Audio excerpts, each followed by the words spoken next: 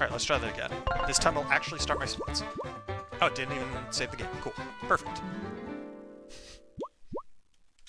Alright, let's try this again. Yeah, the game doesn't have a Linux version. Would you be able to, like, run it through, what is it, Proton, or whatever the Steam stuff is? I forget. Yeah, I think that's what... Unless I'm getting mixed up with something else, I think that's what it is. I don't know if you can run it through that and have that work. Or, yeah, Wine. I always forget the names of the Linux tools, because I both don't use Linux and don't play games on PC very much. I just know that those tools exist, and Steam makes it so that games run on Linux that normally wouldn't. But yeah, if it's not ideal, I don't know. You might be able to do some stuff with that, but I don't know if you'd be able to make it consistent. Is the thing. Okay, Proton is a fork of Wine. Got it. But yeah, if it doesn't work, then that doesn't help you. But I don't know, you probably would be able to do some stuff with it. I just don't know if you'd be able to make a task that plays back 100% consistently if it doesn't play too nicely on Linux.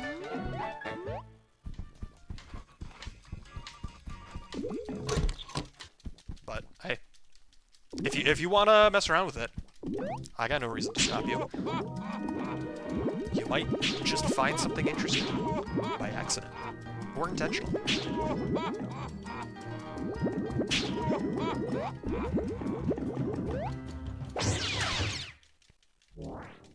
Oh, okay. Yeah, bug fables couldn't work. That's unfortunate then. But you never know. Because contrary to popular belief, this is not, in fact, bug fables.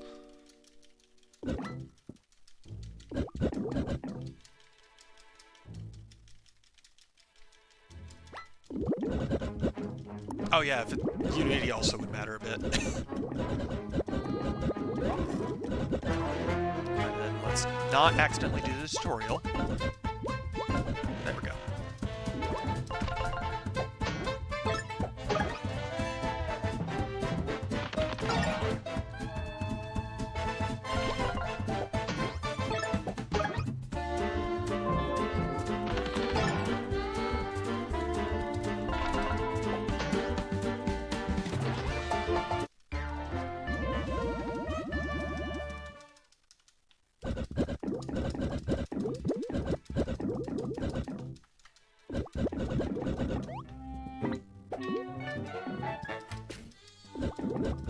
Also, I'm doing a better job of double mashing this run, because I haven't really been trying to focus on that at all previous runs, because I was more concerned with just playing the game decently.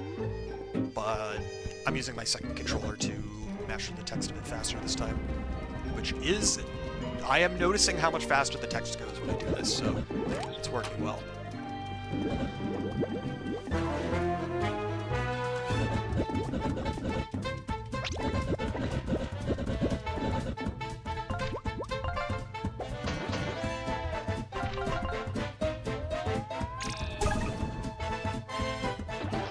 So there's a very real chance that I get quite a few good golds just from mashing text better.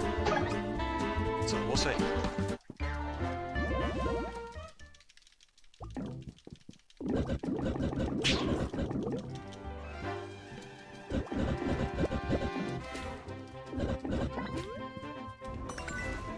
Oops.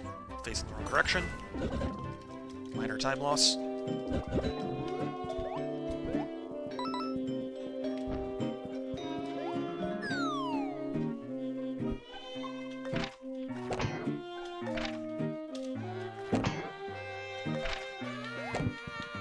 Okay.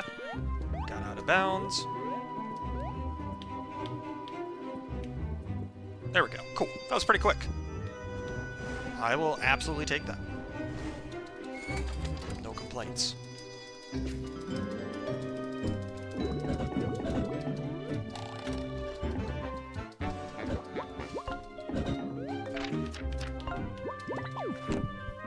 Alright, and because this jump wasn't playing nice earlier, I'm just gonna do this the slow way. It 100% loses time, but it doesn't lose that much time. And it loses less time than attempting the jump, failing, and getting the encounter. It doesn't help if I just mess up the jump regardless. But like, yeah, that's still faster than botching it.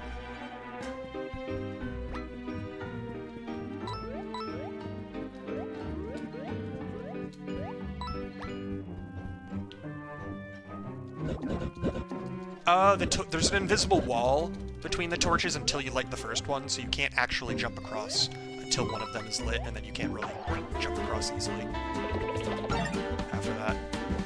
That was my same... I had that same thought, don't worry. And I wish that was a thing I could be doing.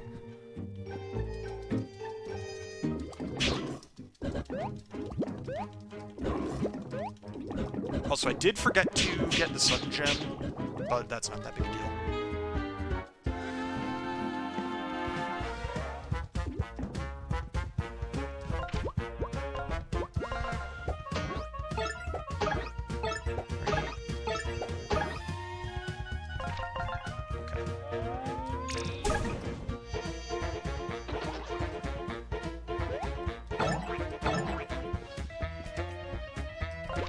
I definitely need to work on my battle menuing a bit still, but that'll just come more naturally as I have these fights better memorized, because I know what to do in the vast majority of them, but that doesn't mean I have everything about them perfectly memorized still.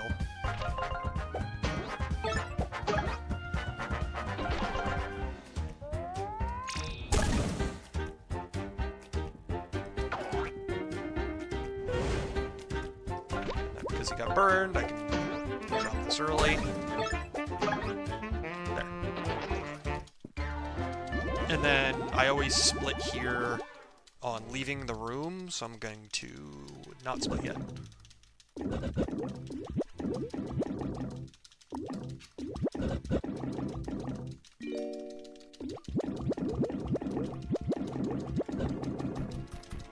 God, double mashing goes so much faster. Okay.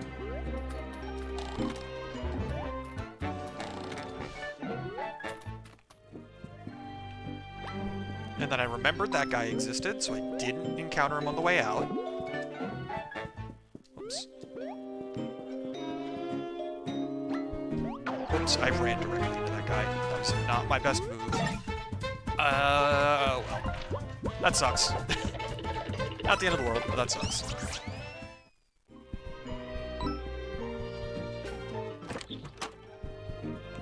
Grab these coins.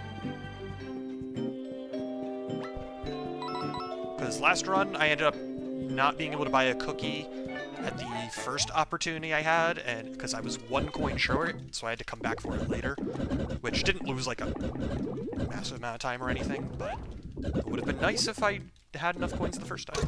But that is quite literally the only time where coins matter, so it's not that big a deal. I also need to iron out my specific Sun Gem routing, because I'm kind of still just winging that a little bit.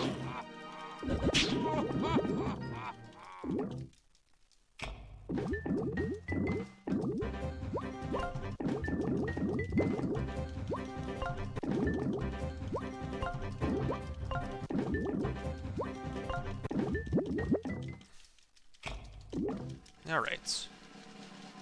And then last run, the Starless skip didn't go well. I failed it a couple of times, so hopefully that goes better this time. I definitely should have practiced it, but it's not that big a deal.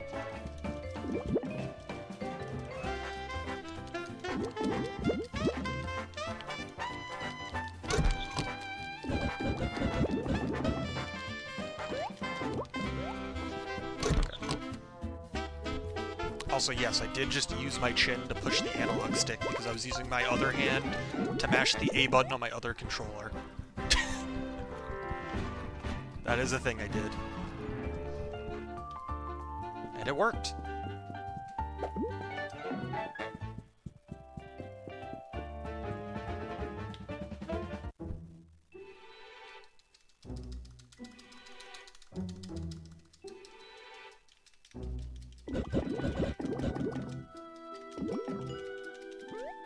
Alright.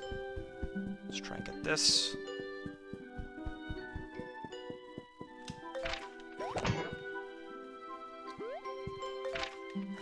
Oops. I just didn't jump.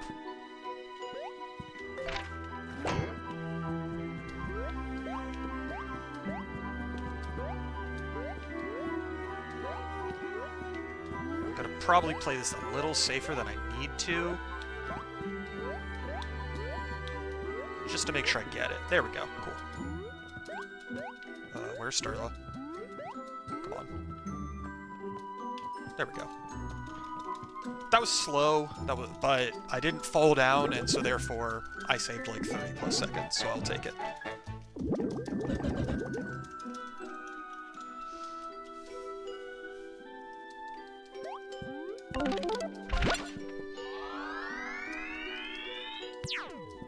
Because I'm not at the level where I need everything to be perfect just yet. I'm at the level where I just want to make sure I get these tricks well. And if I can't get the trick well, if the trick doesn't save that much time, I'm taking it out, and then I'll put it back in later once I'm better.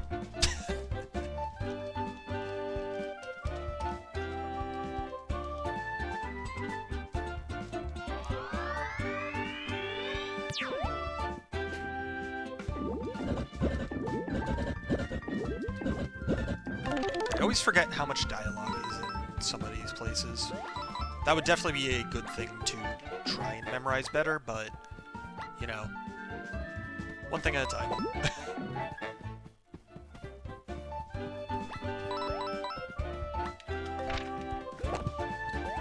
Got across there first try.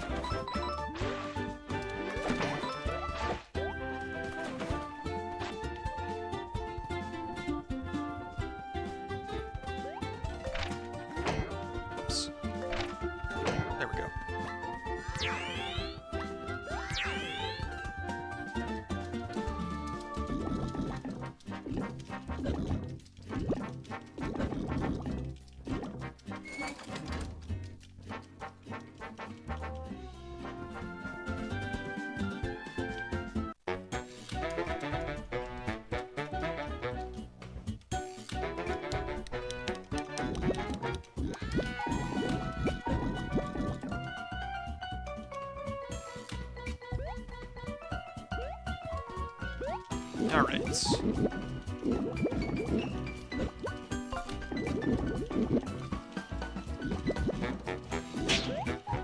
Yeah, because honestly, it's like, my worst chapter in my PB was probably Chapter 1. Obviously, none of the chapters were perfect by any means, but Chapter 1 was not very good in my PB. The only competition there is probably the real world, because my final boss was pretty bad, and then the dungeon itself also wasn't the best.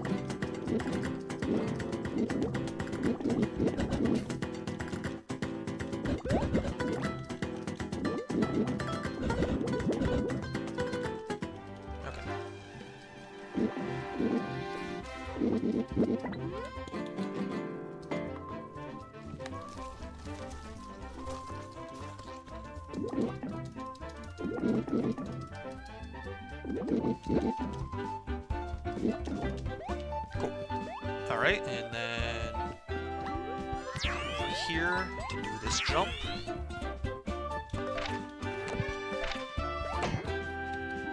Oops. That's unfortunate. Oh, come on. Alright, come on, dude. That's not gonna make it. Don't fall back down. Alright, this trick is eating away at a lot of the time save that I have on this chapter, but that's okay.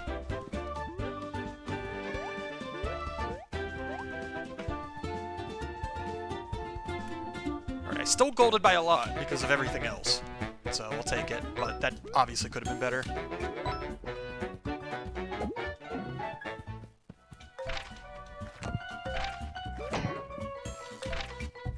Oops. There's two in there. And this is one of those jumps where it's like, I know I can get over that wall without Tinder, but like, I'm just gonna blow it up. It's safer. Oh, that is an annoying encounter. That should not have happened. Oh well, too late now. It did happen.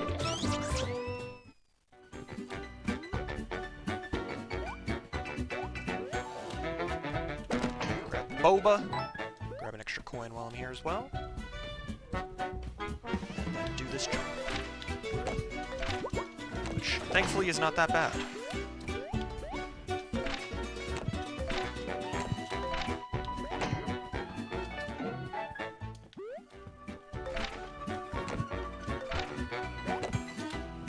Cool. Nice and quick, relatively speaking.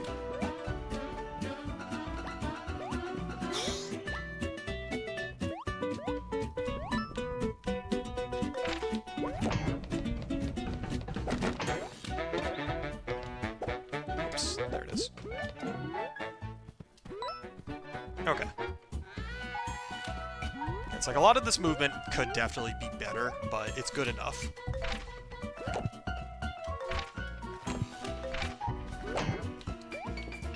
And then here I play it pretty safe as well, because falling down would be very bad.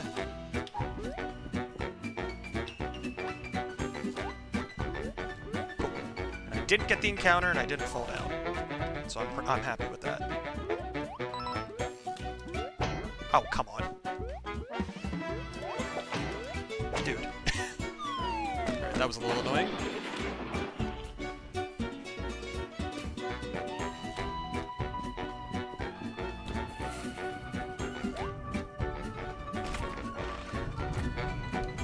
Alright, there we go.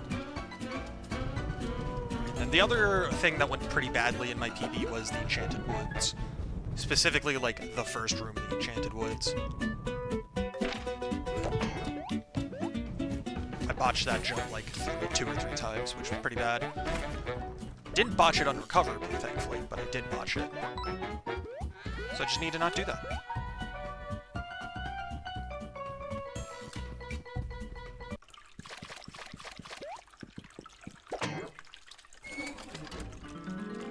Alright.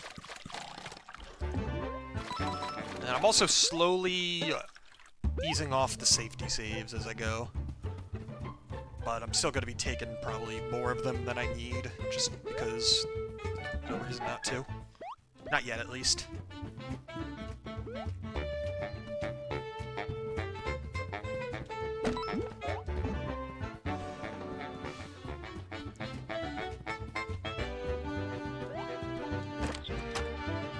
I only need to buy one of these here. I'll buy 2 later.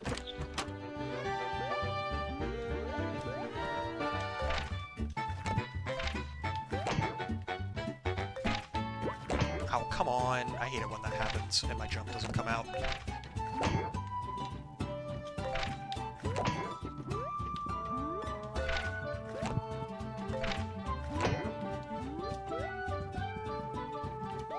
Okay. A little scuffed, but good enough. I'll still take the safety save here because I don't want to accidentally fight Trollbert. Oops.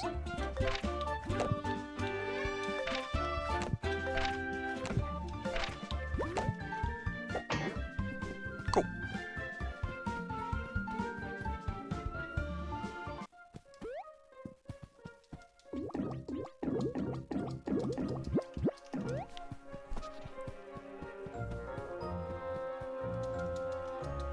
Alright, this is the trick that I messed up a couple of times before.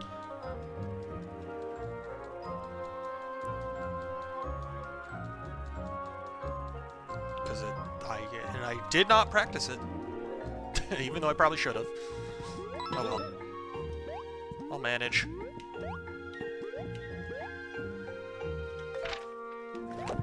Ow, come on. This is the part where it doesn't really matter too much if I mess it up. Oh, come on, dude. I'm literally making it up and then walking off. There we go. Oh, come on. This jump's annoying. There we go.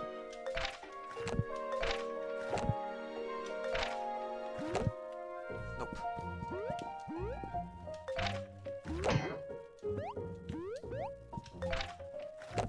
I didn't jump.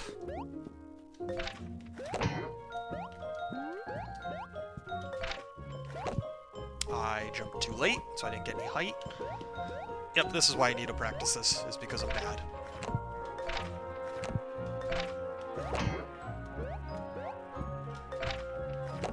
Alright, didn't jump.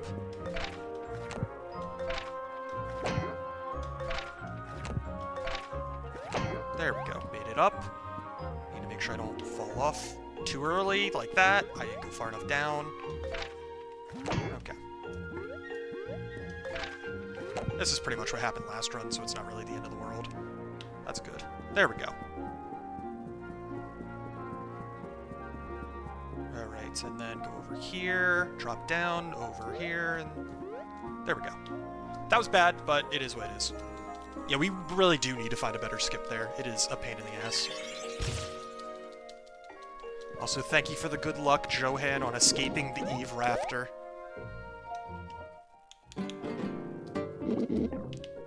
Alright, then. This way. Then this way.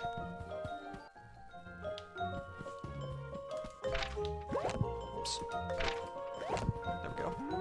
This way. And then this way.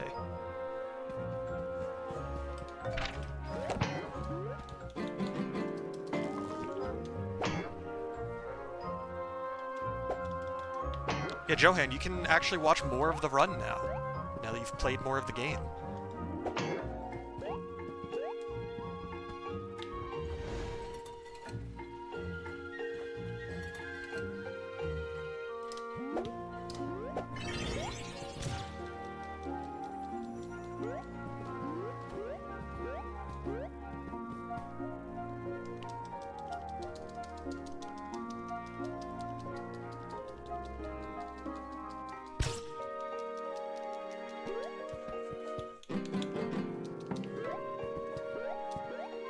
Yeah, fear cannot be cured from what I can tell.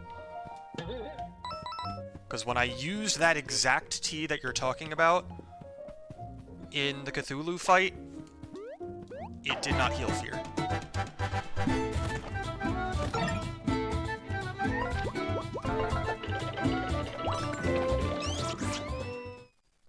Yeah, like, there was literally a run where I grabbed that exact tea, used it during the Cthulhu fight, and it didn't work. It didn't heal fear. I think it was like my second run.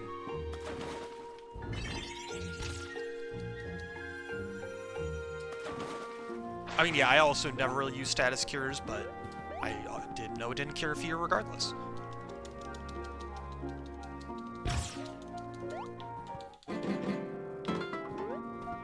Yeah, it's like, I also don't know if it only cures one status at a time. Maybe that would be... Whoops. I need to go up here. Maybe that would be worth checking, but yeah, no. Yeah, I would expect it to just cure everything properly, and if it doesn't, it doesn't. Oh, that is... annoying. Oh well. But yeah, fear solo doesn't even get cured. Unfortunately, not something we can utilize. Wish it was.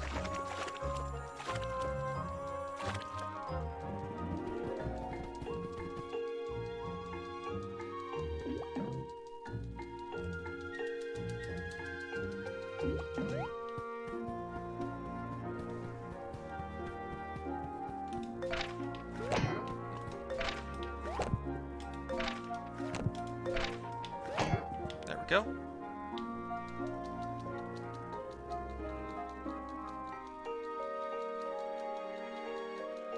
Yeah, no, the final boss isn't a big deal with the poison, because it's the easier poison attack to block, and it doesn't even happen that much. So yeah, it's just Cthulhu. Cthulhu's the only fight where we have to block a poison attack that's kinda difficult. And even that, it's not that bad.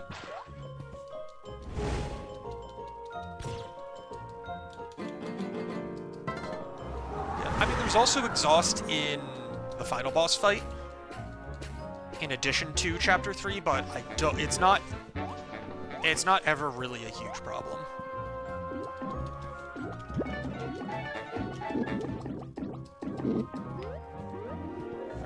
split here. Nice. More time save.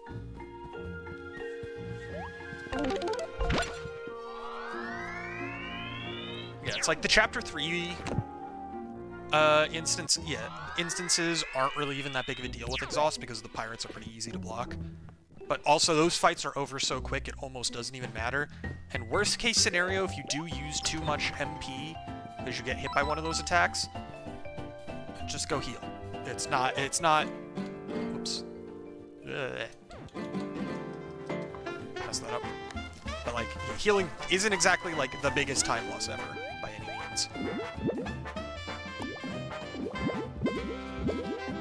Alright, I'll get the ink bottle now, and then I will get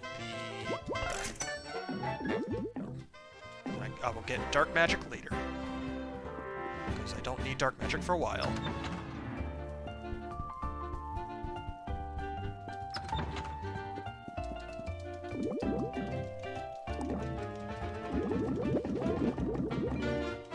Okay, she doesn't give me the tutorial prompt until after I get synergy, and then I need to actually pay attention. There. Alright,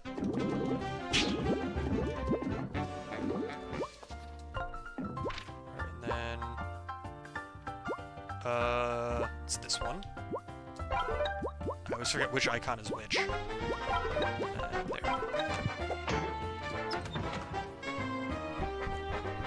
there. Dark magic is used on Eva, because then you can just spam Fang Feast over and over again. Because it costs, when it's upgraded, it costs 4 HP, and it restores 5 HP.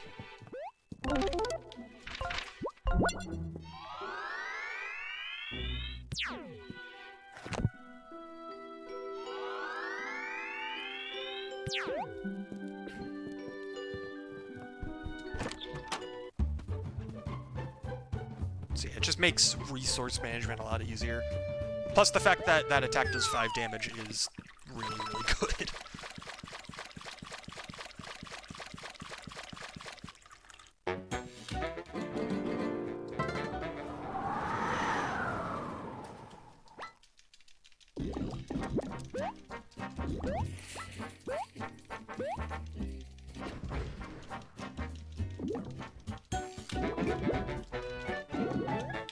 Alright. Crane skip incoming. Crane skip complete.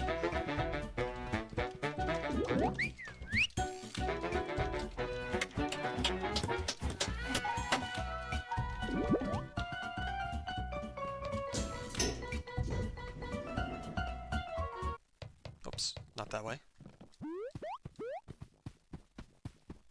Go ahead and heal.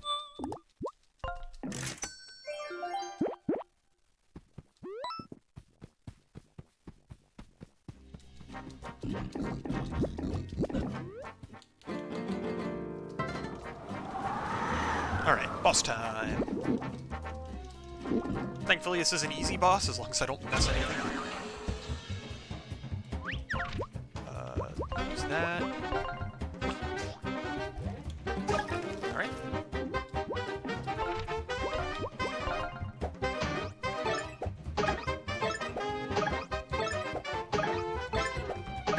Alright.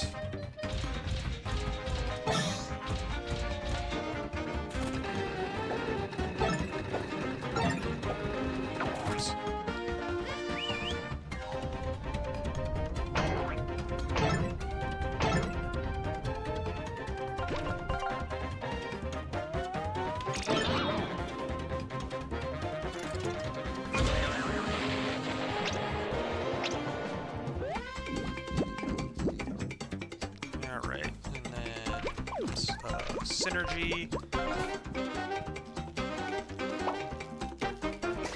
Oops. Here we go.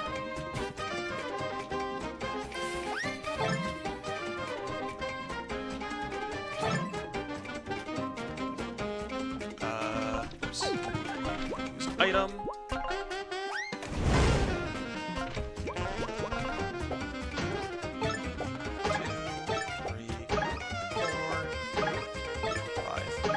Okay.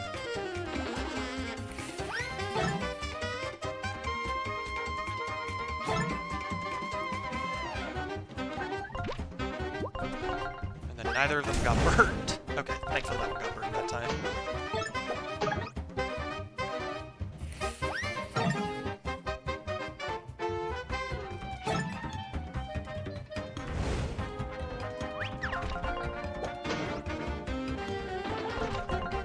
Okay. Not the best RNG on that fight, but it's okay. We won. And yes, we did in fact get a viewbot. Hello, cats.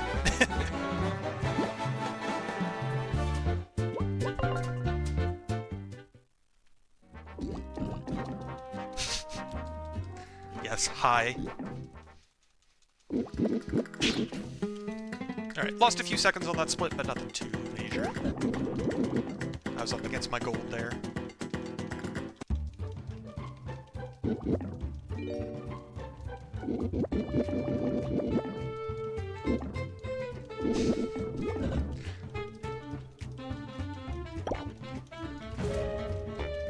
It is very, very funny that Glubbers made that his stream title. I'm still laughing at that.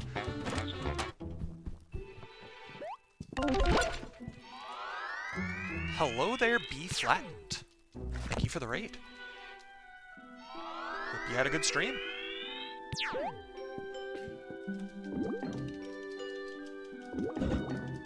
Alright.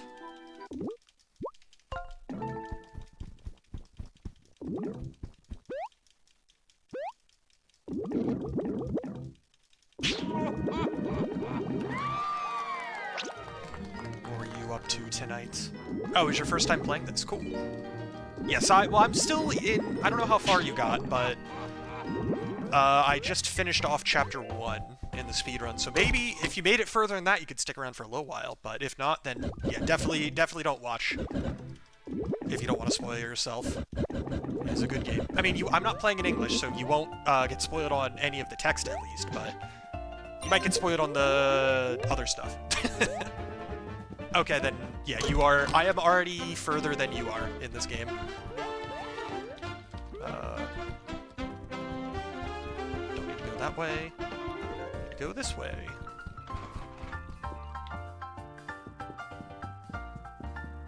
Yes, you will be seeing a lot of speedrun strats in here, though, because this game has a very busted speedrun already.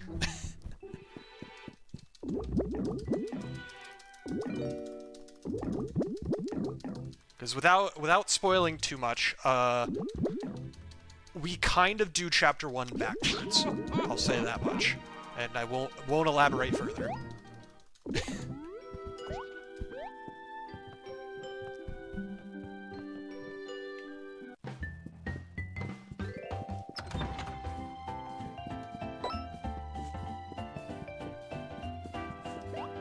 Let me get this while I'm here.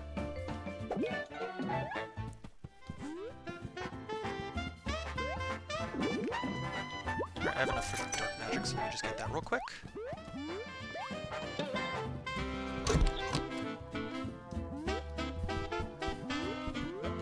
Yeah, what Namas is saying is, yeah, we basically have a way to get extra height on every jump if we want to, and yeah, that gets very broken very quickly.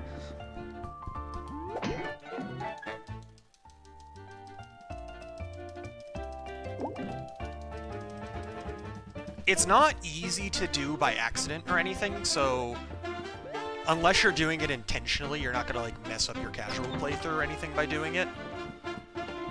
But it is in the game, and it is very useful as a speedrun trick. I'm pretty sure like almost every trick that we are aware of at the moment uses it in some way, shape, or form.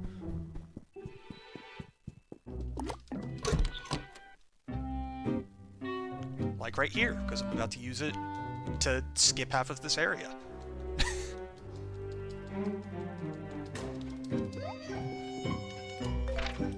Let's get on top of here, then get over here, on top of this bookshelf, and then end up over here, and there we go. Now we're on the upper floor without actually having to do anything that we're supposed to.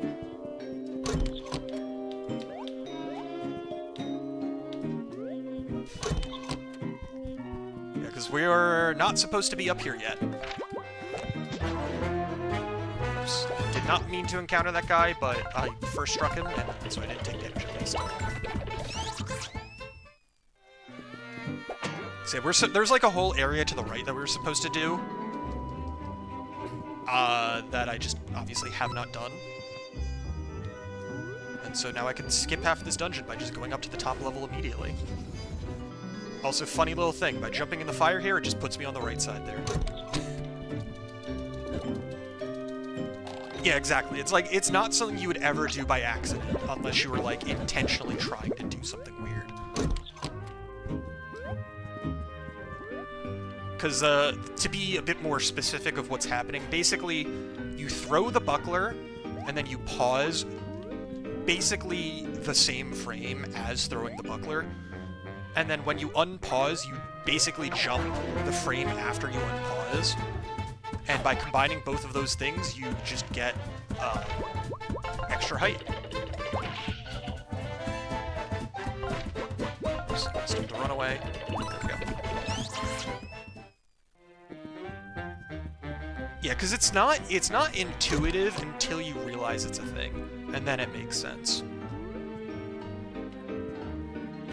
Because, like, to be a bit more specific on, like, why it works, when you throw the buckler in midair, it, like, basically, like, stops you in midair and, like, gives you, like, sends you back to, like, ground being, like, how do I phrase that? Basically, if you throw the buckler in midair, it makes it so that you lose all of your downwards velocity. And so basically by doing that, it decreases your gravity for a second there as well. So by combining that by jumping while you have that reduced gravity going, it just gives you that extra height, because your regular jump just makes you go higher when you have reduced gravity like that. That's why it works a bit more specifically. But yeah, it was found, like, pretty much instantly, which is funny. Like, it was found, I think, like, day 1 or 2. It was very early on. Yeah, the pause is needed because normally if you throw the buckler, you can't jump. But you can do any animation out of pausing the game. And so it just immediately lets you jump if you do it right after pausing like that.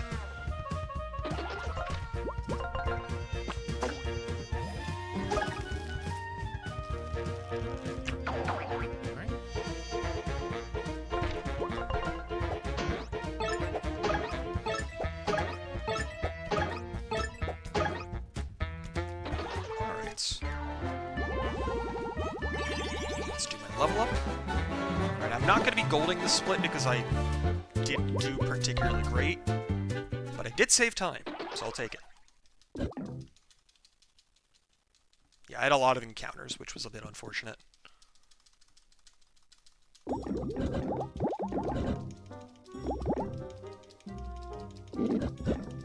Also, we are not playing in English for pretty normal speedrun reasons. There's less text when you're playing in Chinese, and so therefore it takes less time to get through the dialogue when there's less text. Pretty self-explanatory stuff, but...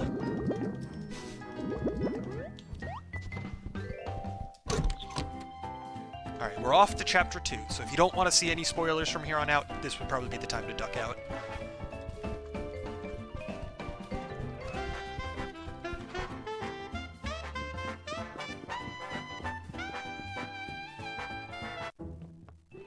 Alright.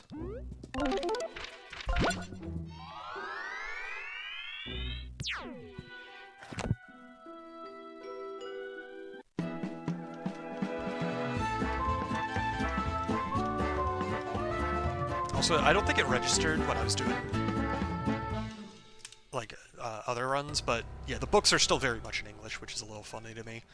Makes sense, because they'd have to manually edit the actual, like, graphic for it, but still a little funny.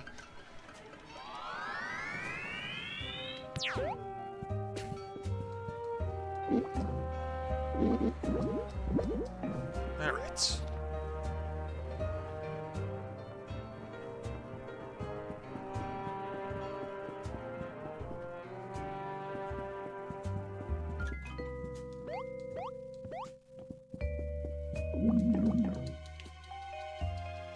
Okay, so I've spent 12 sun gems so far, so I still need to pick up 5 more.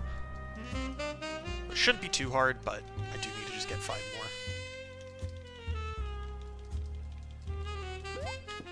And I need to preferably get 5 more by the end of Chapter 3, but we'll see. There's one here. There's one in Quail Manor, which is pretty easy to get.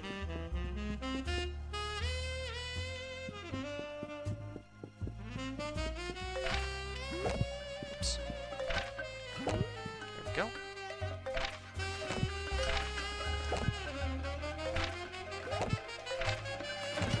Cool. Cross relatively easily.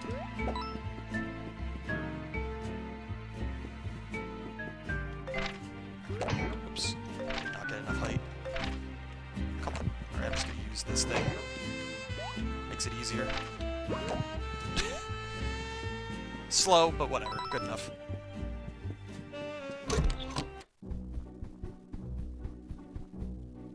And then this is like one of the easiest ones in the entire game, because it's so low.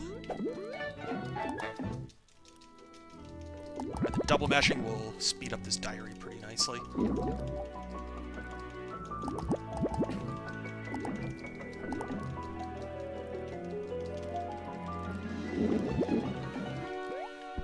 Okay. I'll get this one while I'm here, also because it has some money. And then do a very annoying jump.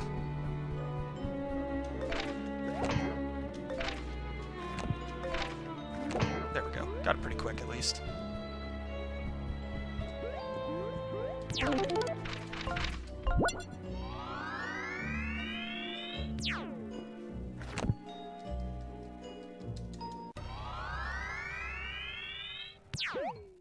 Alright.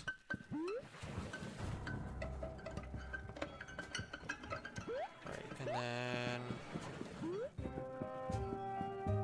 I'm trying to think of where sun gems I can get that are along the way that I haven't already grabbed. Because there's no shortage of sun gems, it's just a matter of which ones are on the way and the quickest. Because I need 4 more. I will get 1 more. Oops, that's not what I meant to use, but that's fine.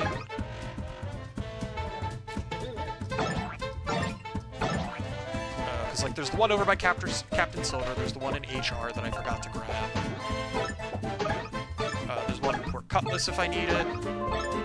There's one on Molten Mall Volcano that's not very far out of the way. So yeah, there's quite a few that I can grab pretty easily.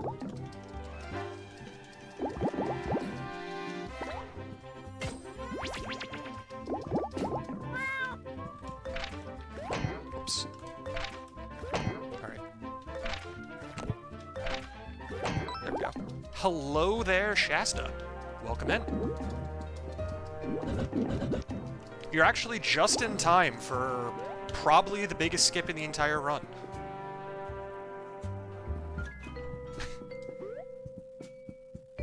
Let me save just in case I fall into the void while out of bounds. Because that can happen, unfortunately. Alright. Line myself up. I think that's good. There we go. And now we're under the water, out of bounds. So I've got to walk over here. There's an island with a story trigger for later in the chapter that I'm going to go towards and jump into the water, which spawns me up here, and that triggers the story trigger to get this upgrade right here, which will let me skip the entire chapter and go straight to the boss. And so yeah, I basically just skipped the entirety of Chapter 2 by doing that.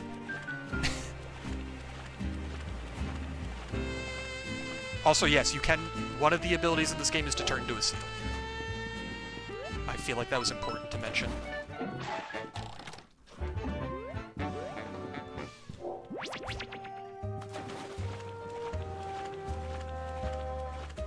But yeah, with that, we could just go fight the boss of Chapter 2. Which If for anybody who's never seen this game before, this is Escape from Ever After, which is like, you know, obviously a Paper Mario-inspired indie game. Came out at the end of January. It's still pretty new as a result. Oh, I also just completely forgot to split a while ago. Oh well, that's fine. Alright. Do this, get up here, and there. And we can go to the boss. But yeah, this is a Escape from Ever After. It is basically a Paper Mario-inspired indie game, and the gist is we are Flint Buckler. That's our guy with the shield here. He is the protagonist of his own storybook, and one day when he goes to defeat the evil Tinder in her castle, this company called Ever After Inc. seems to have taken over the castle and is now employing storybook characters from all over. Shenanigans ensue, the company is obviously evil, etc., etc. Oops.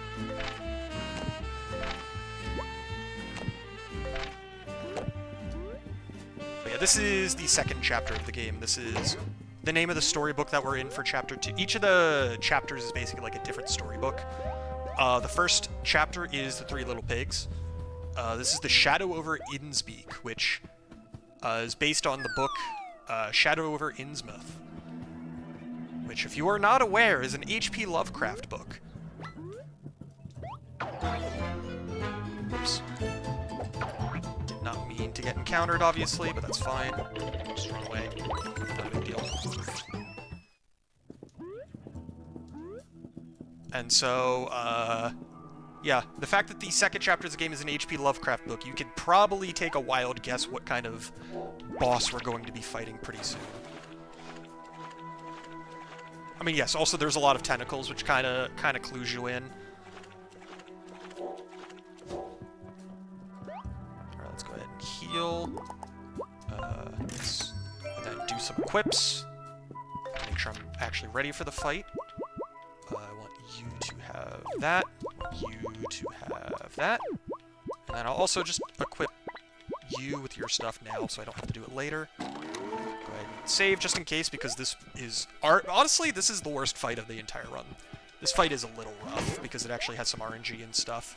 I hit the cutscene trigger. That sucks. That's time loss.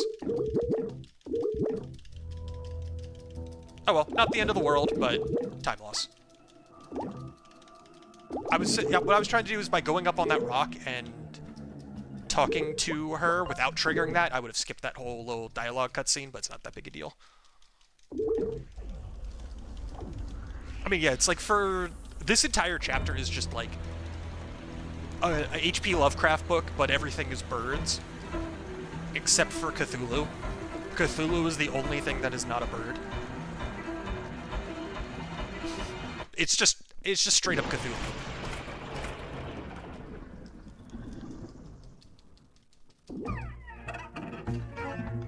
Okay, I meant to have Wolfgang out, that's fine.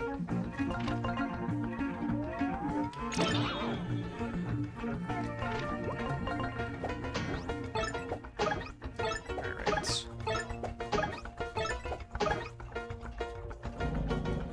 Alright, then I do actually have to be good at the game, because this is one of... ooh, attack boost. That's not the worst time for the attack boost, but that's not the best thing either.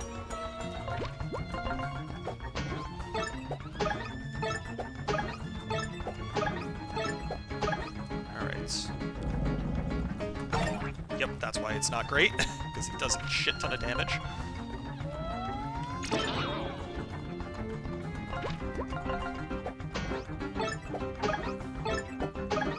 I was saying something and I lost my train of thought because I got distracted by Cthulhu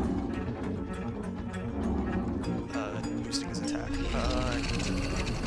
I pressed A a little too early. That's unfortunate. Alright, and jam session.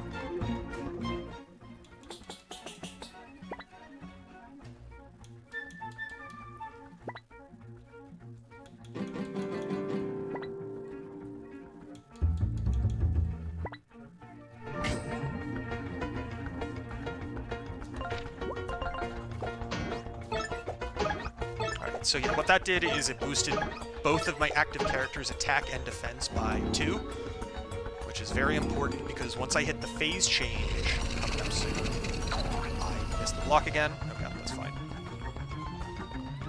Alright, item, use my Boba Tea. Once I hit the phase change, the boss does a very annoying attack that has a lot of hits and will do a lot of damage if I don't have the defense boost, because he sends us to the Shadow Realm.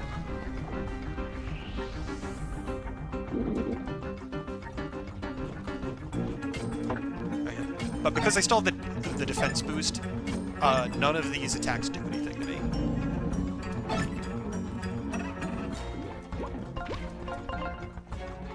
But the unfortunate gimmick of the second half of this fight is that when a character damages the boss, they're inflicted with fear, and the fear basically means that they can't directly attack the boss the next turn. So that means I'm going to have to swap between characters a lot.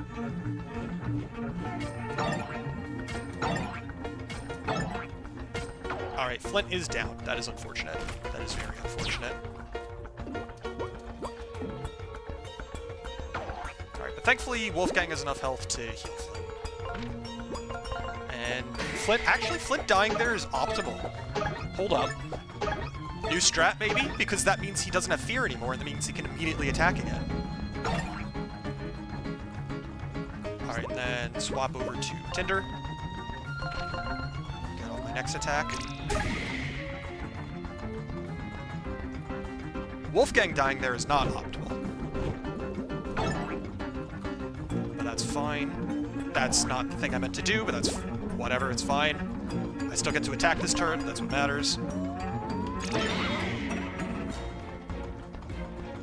And I beat the boss, cool.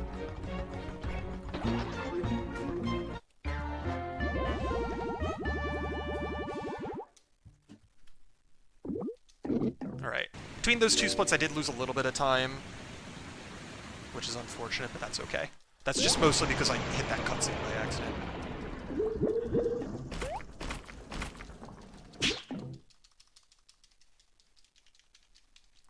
See, if, I think I might have accidentally just found a new, strat for the Cthulhu fight, though, which is fun. Which, it's entirely RNG dependent. It's not a reliable strat by any means. But if, depending on things work out, that is a strat. It's called Let Flint Fucking Die. And if Flint fucking dies, he can get an extra attack the next turn.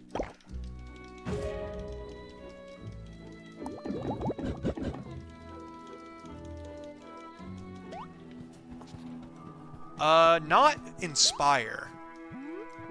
Inspire is not what we want to do because that's an extra move and that would require getting it. And it would also require Wolfgang to not have fear at the moment. You can revive, Flint whether Wolfgang has fear or not with just the regular thing. You just have to make sure you have the synergy for it. And since we enter that fight with full synergy, that's not... Well, I will at the very least have that.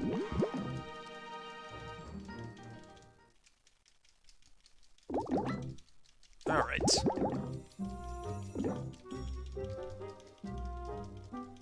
But yeah, that is if that ends up being semi-reliable in any capacity, it's only semi-reliable if Flint gets attacked right after having fear inflicted on him, unfortunately.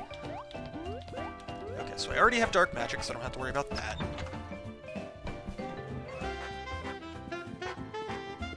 I absolutely do not have enough coins for a cookie right now, so I'm gonna have to do that later.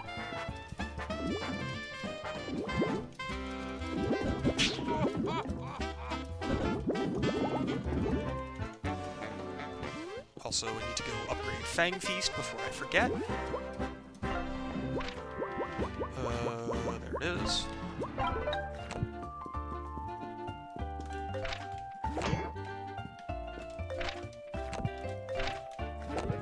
Whoops. That works. I made it up.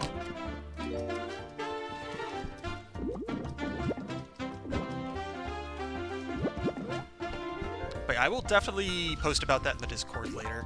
About that being a potential Cthulhu strat that is completely RNG dependent. but that's okay.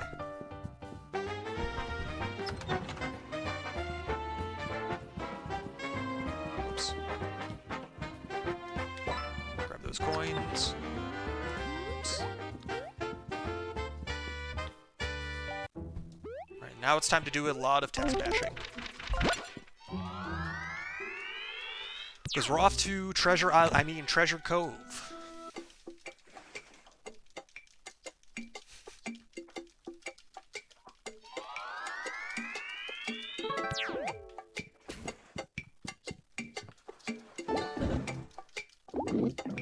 Yeah, Treasure Planet, that's what it is.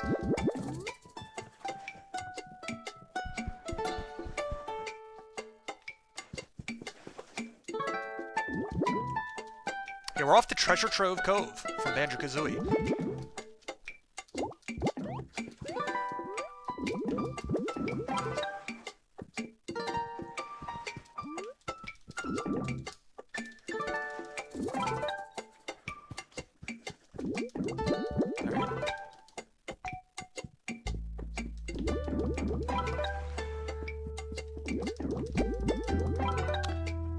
I mean, the funny answer is just,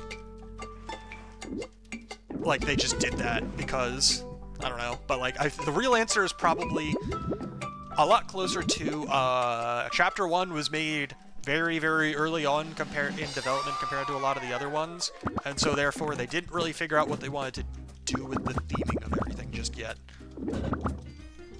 Because, fun fact, Chapter 2 wasn't originally meant to be a detective chapter.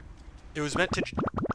There was originally supposed to be, like, the Cthulhu chapter, and then there would be a different detective chapter, but eventually at some point in development they just merged them. I don't remember the specific reasons, but... those were originally supposed to be two separate chapters in terms of the themings. And they did a good job with it. Like, you wouldn't know that was meant to be two different ideas that were supposed to be separate if you didn't hear about that during development, but it is an interesting little fun fact.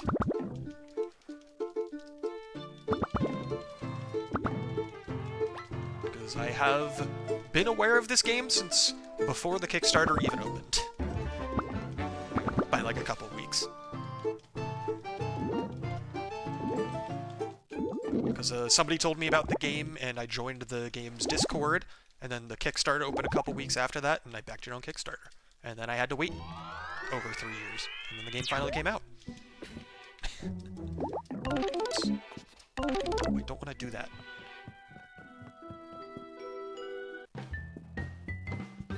How many sunchokes do I have? 3. Okay. That's fine. I can make that work.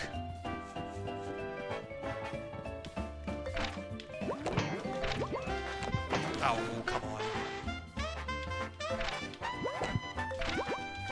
There we go. Got that relatively quickly. Yeah, it's like, I mean, I wouldn't have heard about it as early as I did if I didn't know somebody who specifically told me about it. I did not come across this game organically, unless you count word of mouth as organic.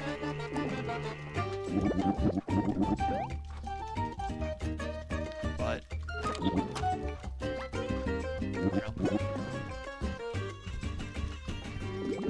I mean, the fact that I backed it on Kickstarter doesn't really influence that much about it to me, because I would have... as soon as I found out there was another... where's that? I remember it's up here. I forget where exactly.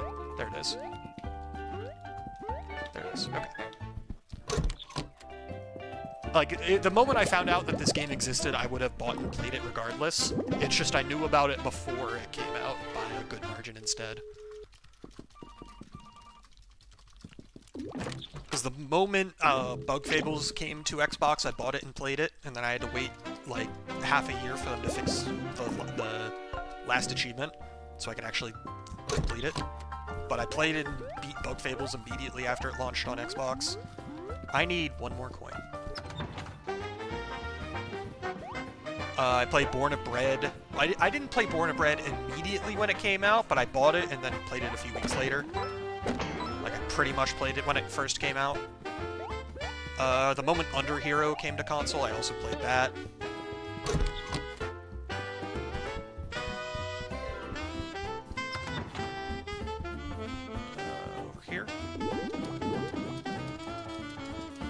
I also am not like a big playing games on launch kind of person, especially indie games. Because unless it's an indie game I'm very interested in, for one reason or another, I don't normally play them at launch because I am very aware that the odds of an indie game launching without a big issue is not particularly high. And that's not an indictment of indie games or anything. That is more just indie games are very small teams of people typically. It is very, very common for them not to catch something when it comes out. The fact that this game is as polished as it is honestly kind of insane. Because this game had very, very few issues on launch.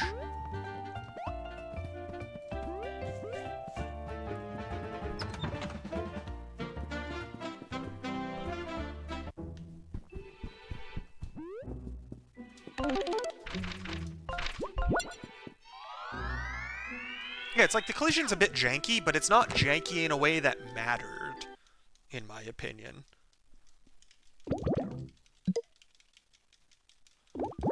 Like, there's definitely some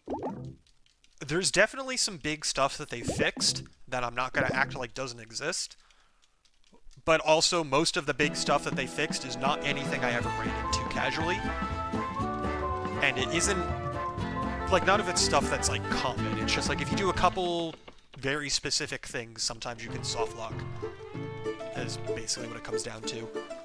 And they patched a bunch of those. And then there's a few, like, quality of life and balance changes that are also appreciated.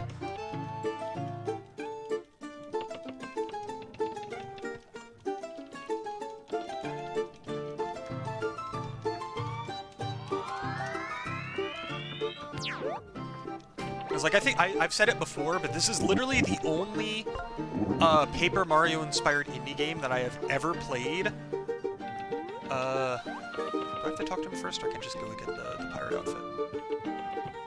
If I needed to talk to him first, I'm gonna be a little annoyed. Okay, good. This is the only Paper Mario-inspired indie game that I've played that had all of the achievements work on launch.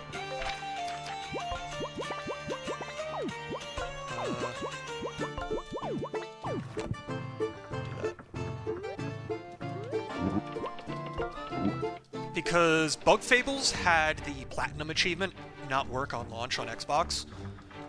Under Hero had, I think it was like 2 collectibles bugged, so you couldn't get every achievement in that game because there was a couple bugged collectibles, which was unfortunate. And then Born of Bread, unfortunately, just had a slew of issues, which included some collectibles not existing, so you couldn't collect them, and therefore couldn't get all the achievements. All of them were later fixed, and you could get all the achievements at some point after launch. But this is the only one that where everything unlocked properly on launch, which was nice. Switch to Tinder. But like even Bug Fables, which is like the gold standard for most people as far as Paper Mario-inspired indie games, even that one did not have a achievements work on launch.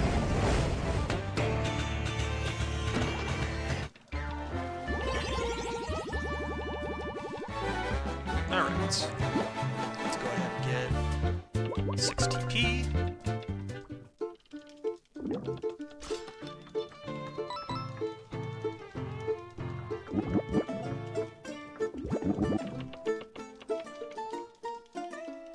Yeah, it's like I've definitely enjoyed the different Paper Mario likes, different amounts. I like all of them a lot. Like, I don't think any of them are bad. I just definitely don't like them all the same. Right? I forgot I have to fucking talk to Wolfgang. It's like I still think Bug Fables is my favorite. This is my second favorite. Under Hero is third, and then Born of Bread is fourth. Under Hero is also a weird one to rank in there because it is Paper Mario-like, but not in the same ways as the other ones.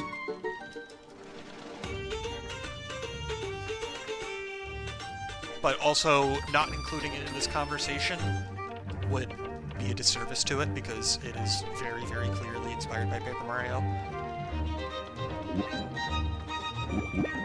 But even Born of Bread, which... Like, Born of Bread's biggest problem is just they ran out of money.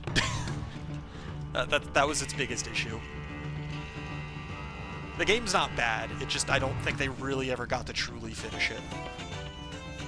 Which is a little unfortunate.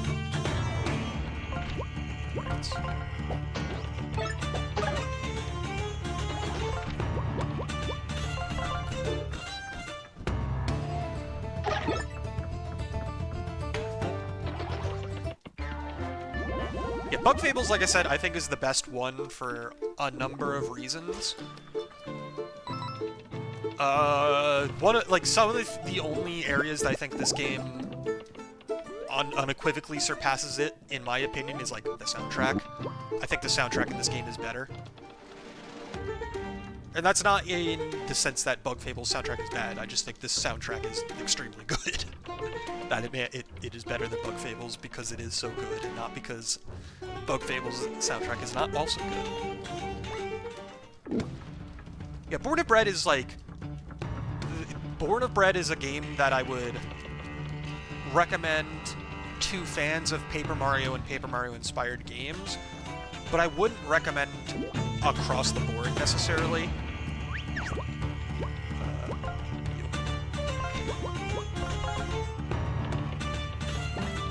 And that's more just because, like I said, the game has its problems.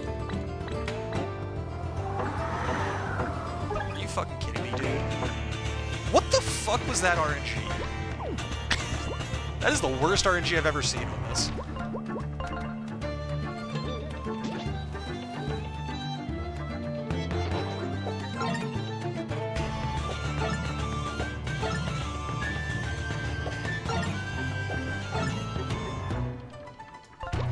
I'll catch up on chat in a minute. I'm just gonna use this again.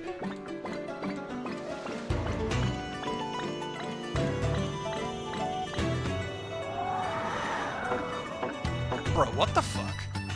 Genuinely.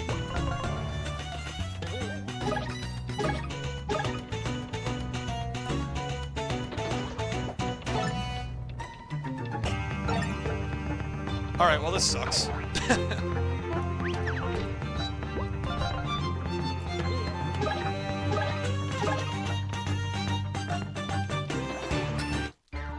Alright, have a good night, Johan, and well, not have fun at work, but hopefully work goes well. Fenster.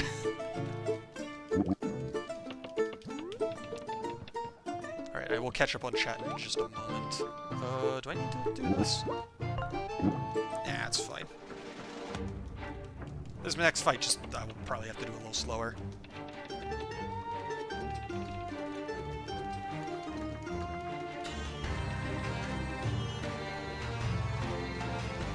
Yeah, it's like, one of the big reasons why I think Bug Fables is better than this is just I think Bug Fables has more content. And the content that Bug Fables has outside of the main story is more meaningful, in my opinion. Because it has, like, all of the, like, the character side quests and stuff like that. This game has some good side quests, but it doesn't have nearly as many.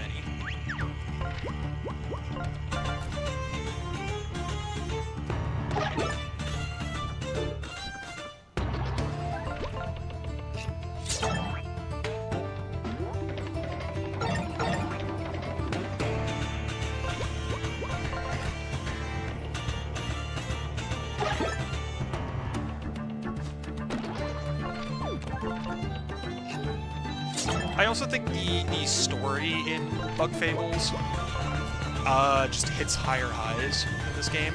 This game is a lot more, like, the story in this game, in my opinion, is a lot more consistent. But Bug Fables is a bit more up and down. But those ups are a lot higher than the consistency of this game is in terms of, like, a graph.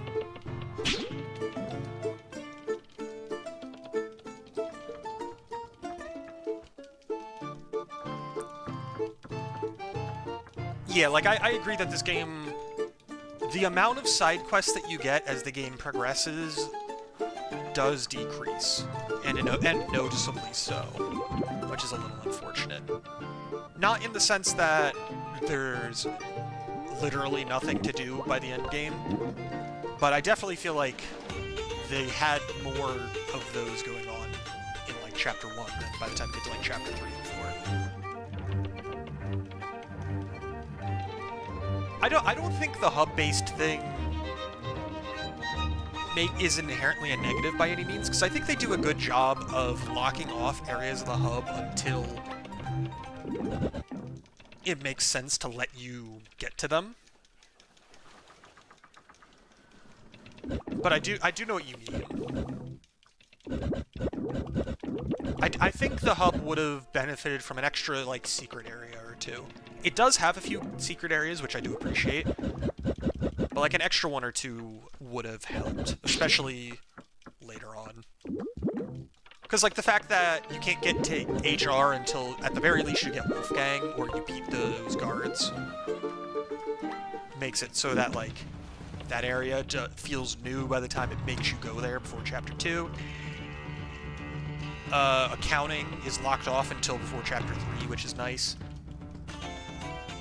And then once you have patches, then you can actually get all of the secret areas.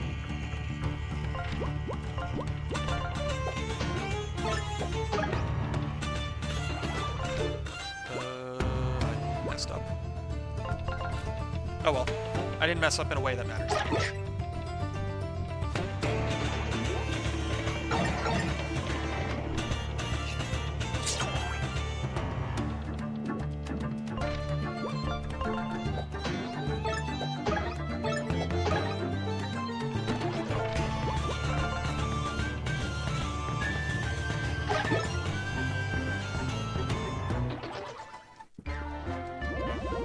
Okay.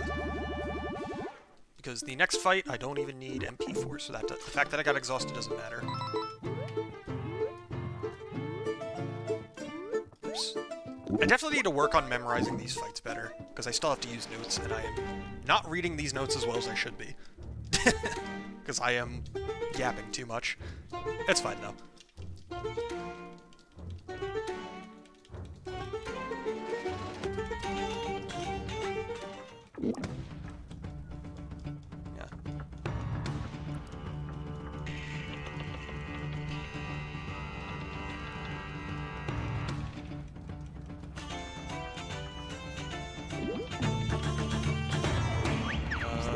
Switch, but that's fine, doesn't matter.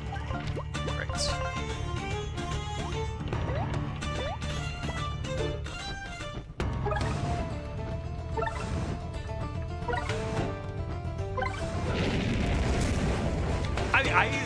The reason it's called that is just because I thought it was fun. This part's not like that bad.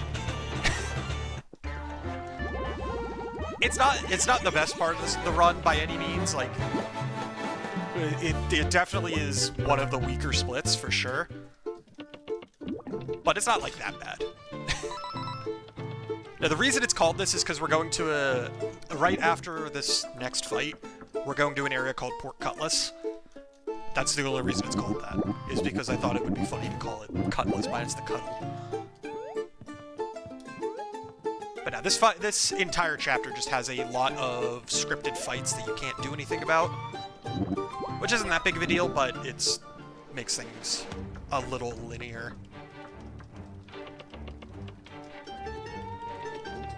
And it's also the longest split in the run because of all of the stuff that you have to do before actually starting the journey on the ship. Because it started out with going to a corporate retreat, which was just a lot of dialogue mashing. And then we had... Also, it's the revenge of Humpty Dumpty. He's got a bone to pick with us, because we didn't catch him during the trust fall.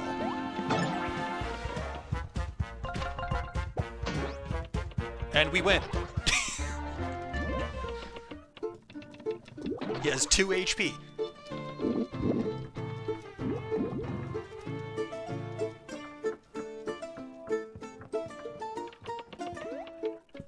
Alright, but now that we're going to Pork Cutlass, we can actually do some stuff. It's like, this chapter does have some fun movement when you're not on the ship. It's just the ship takes up so much of the chapter that there's not really too much else beside it. Like in a proportional sense.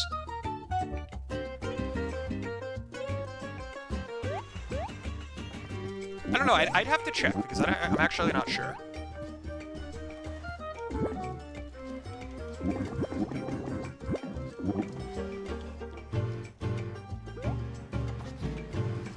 Alright, go in here. Buy 2 explosive brews.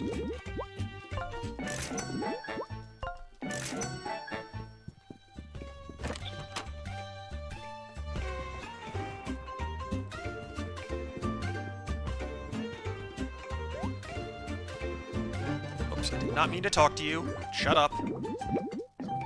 Okay.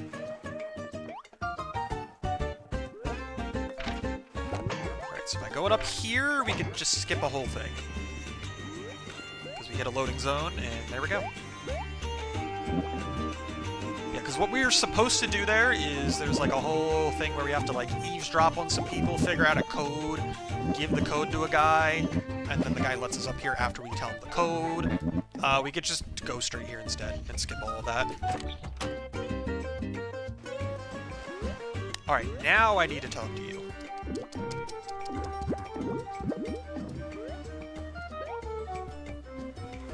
Because we need to go give him a crab.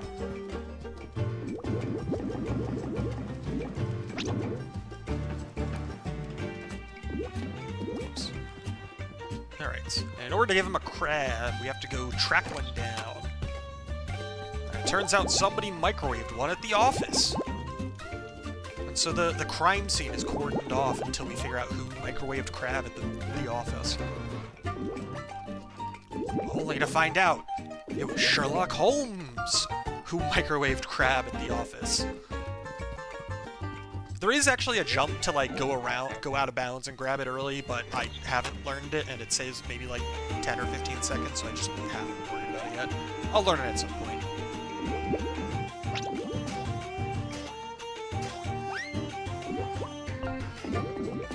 Oops. Alright.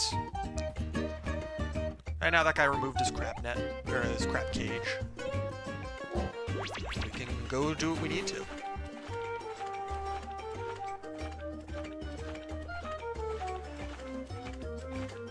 I will not be anywhere near my gold on this split because my fights were kind of bad, but I will at least save some time.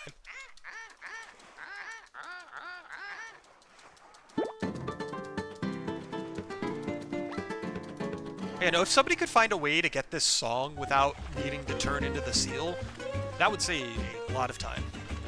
That would be very, very nice.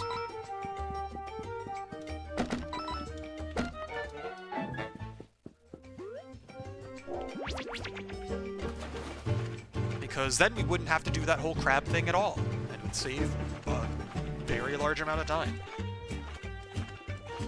Well, a large amount of time for this chapter, I should specify.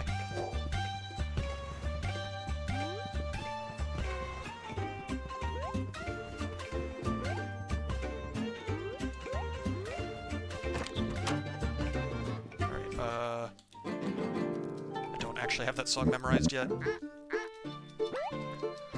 I believe it's possible to get out of bounds in like pretty much every room in this game.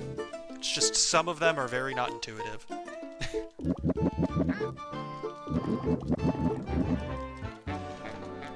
Nope, that's what I want to split. How did I gold that? Excuse me? Those fights were those fights were Cutlass minus the Cuddle. How did I gold that, even if it was only by a millisecond? I mean, I'm not complaining, I'm just surprised. Alright, let me do some equips. Equip you with that. Equip you with that. Unequip that, that's what I was doing wrong. Okay.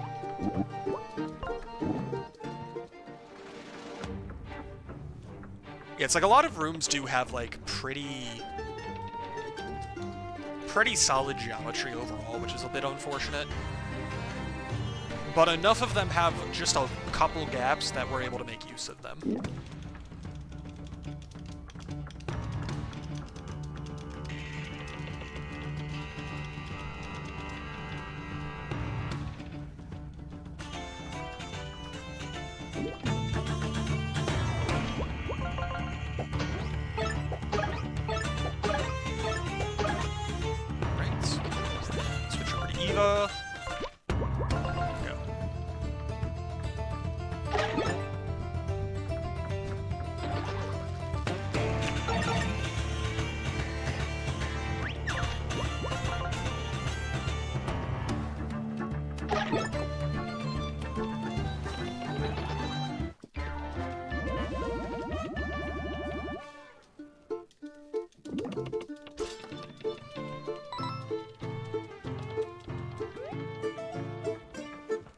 Now we gotta go find our stowaway.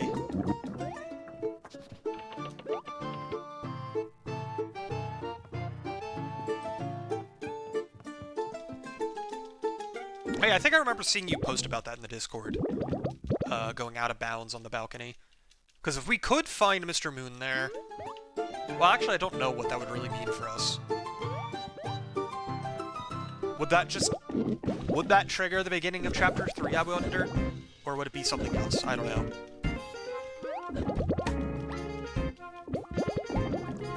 But, yeah, I also don't know... I feel like if we wanted to try and find him, we should open it up in, like, a cheat program and just see where he's loaded in, if anywhere.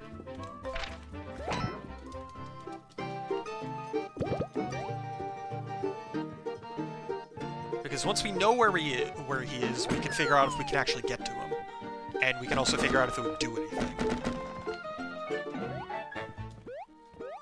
Because it wouldn't be our, the first example of being able to get something early and it not mattering because we haven't done the cutscenes we need.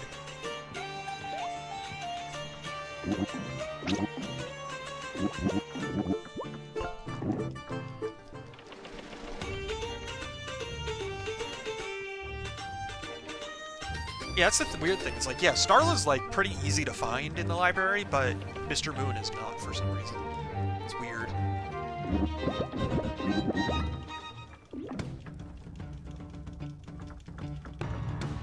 Alright, time for another fight. I meant to swap to Eva before going back upstairs, but it's a little too late now. There's gonna be some minor time lost during these fights.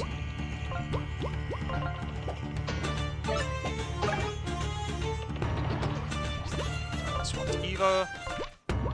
Fang Feast.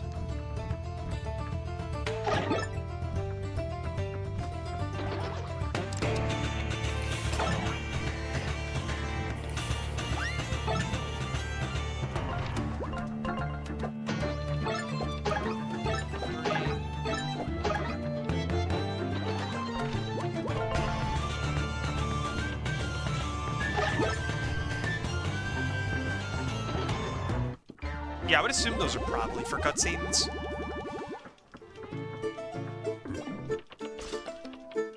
But I don't know off the top of my head, obviously. I didn't make this game.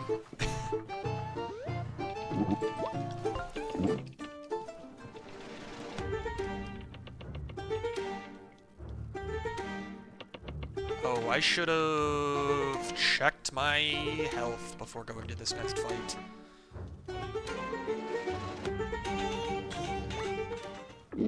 Because I might have been supposed to heal before it, because the pigs are coming up. I forgot to. Hopefully I'm fine. We'll see. I'll manage. Okay, I'll level up here, that's fine.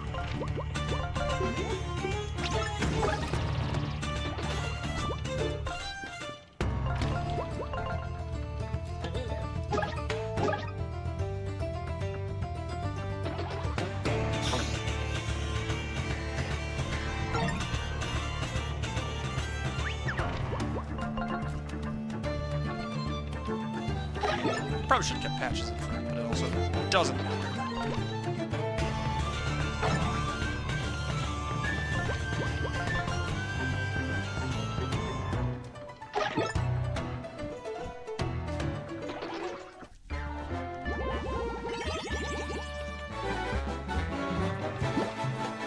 Alright, go ahead and boost my MP.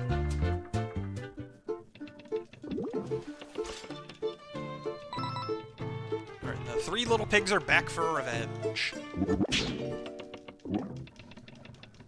Also, for anybody watching who has never seen this game before, the battle theme for the Three Little Pigs, absolute banger. This game has very, very good music all around, but this is one of my favorite songs in the game.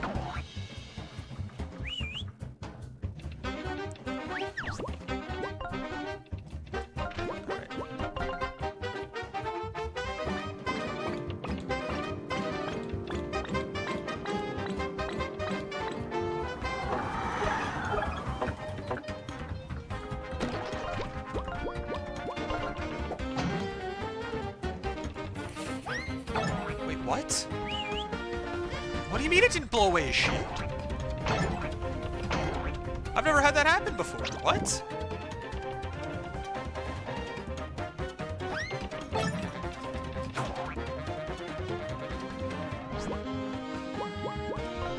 I'm gonna just do some stuff on the fly then. Figure it out as I go. That's very unfortunate. This chapter 3 is very, very bad. I am getting very, very bad RNG. It's not that big of a deal, but it is unfortunate.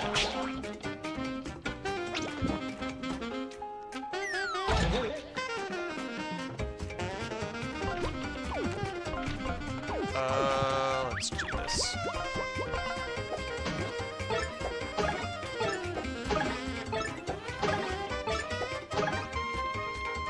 Alright, you can use this.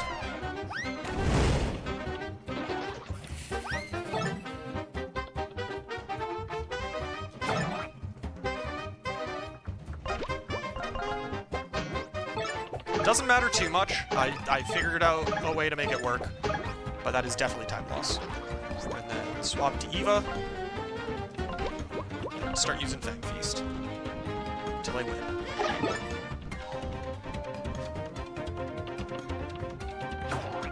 Okay, a little too early, but also it doesn't matter.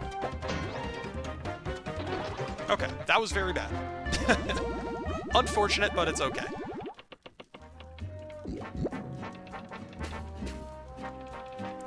Yeah, we don't do the parkour in the cafeteria. What we do is we get on the tree, jump in off the balcony, and then it immediately, if you do it in the right spot, it immediately respawns you back up top.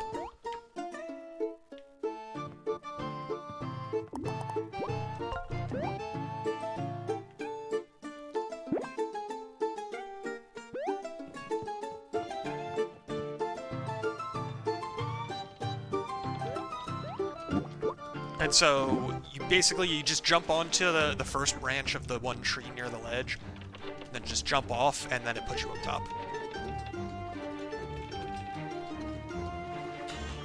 So thankfully we don't even need to do any platforming, really. It's just very, very fast.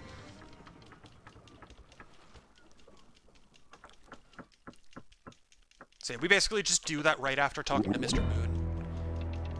Just to open up the shop, and then we use that.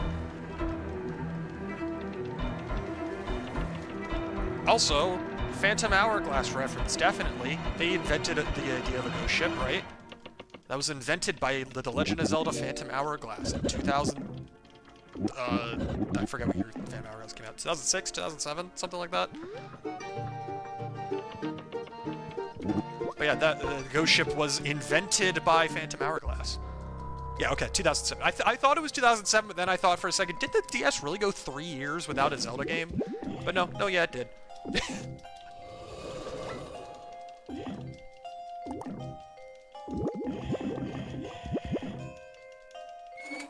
Thankfully, this is a lot...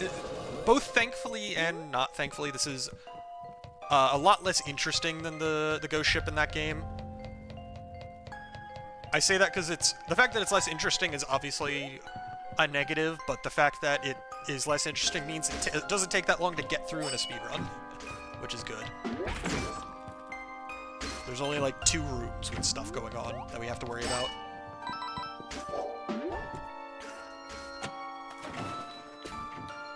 Yeah, Spirit Packs being 2010 sounds right in my head. Because I had both of those games, obviously. I just don't remember...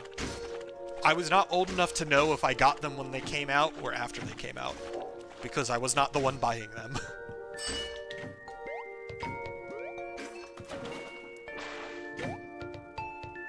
So I do not know when I actually ended up getting them. When I was a kid.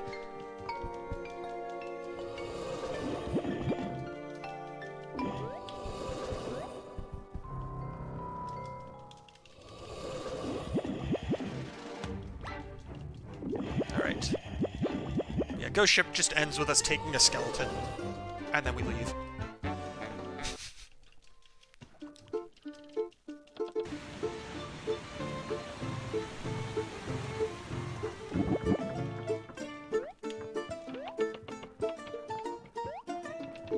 Alright, one more fight, and then we're off to Molten Maw Volcano, which is the most interesting area of all of Chapter 3, because it's the longest area of the entirety of Chapter 3 that is not on the ship. And so it has the most actual platforming. Yes, grave robbery is good. That is the lesson we learned here.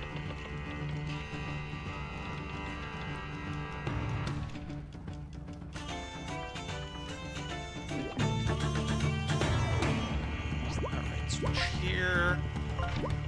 And do this.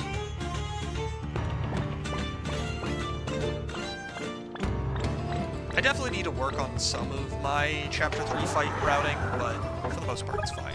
I did not get good RNG. It's unfortunate.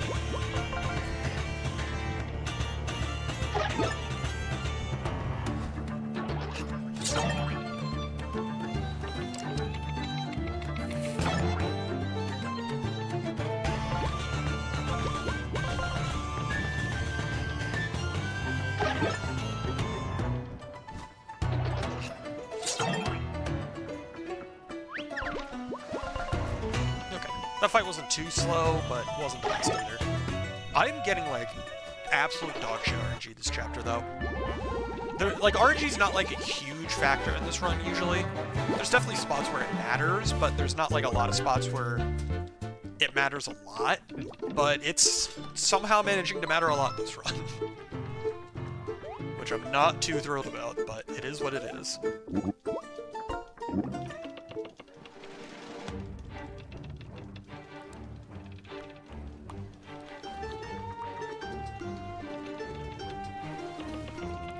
Because thankfully, from here on out, none of the boss fights are particularly difficult. There's 4 actual boss fights left, and all 4 of them are pretty easy with the strats that we have. Only one of them is like a little bit not easy, I would say, and that's only just because the boss spits out a lot of attacks, and so if you miss too many blocks, you'll die. That's really all it is.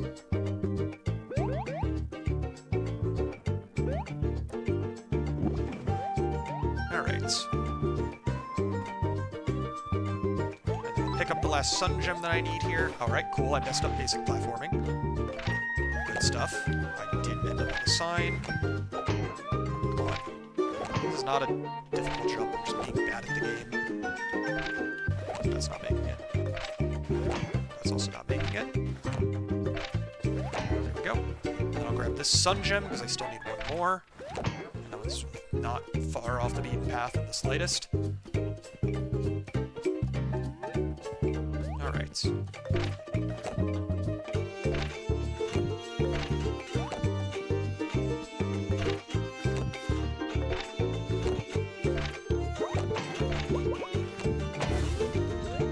And then use that lava, and then I just land up here.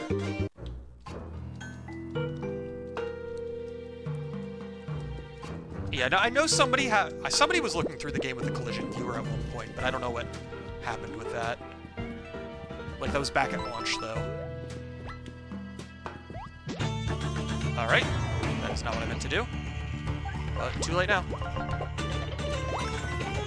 But, the enemy's just doing something now.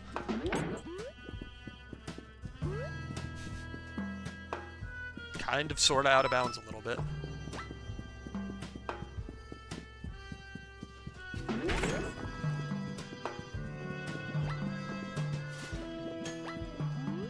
Ah, damn it. I was trying to get around him. Unfortunate. Not the end of the world, but unfortunate. Because thankfully from here on out, I literally only need money for one thing. And it's not very expensive, so I don't really have to worry about keeping my money at this point. It's just more so the time loss. Yeah, because it's like I already have enough money, and I will be getting more money by the end of the chapter anyway. Also, there's another sun gem in that minecart that I could always grab if I needed it.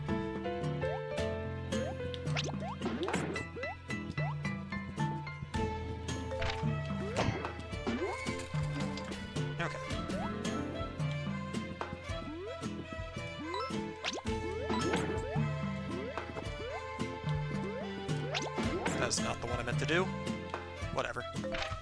Not a big deal.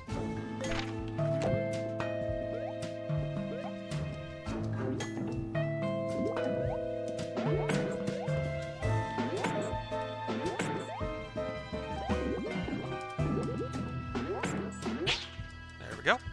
Okay. My platforming in this area is okay so far. Not my best work, but good enough. Nothing's been going, like, too badly. That is not the enemy I wanted to encounter. That is the enemy I wanted to encounter.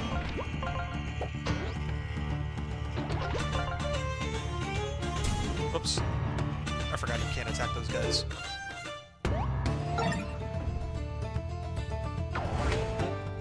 If I'd gotten the first strike, this fight would have been a lot faster, but that's fine.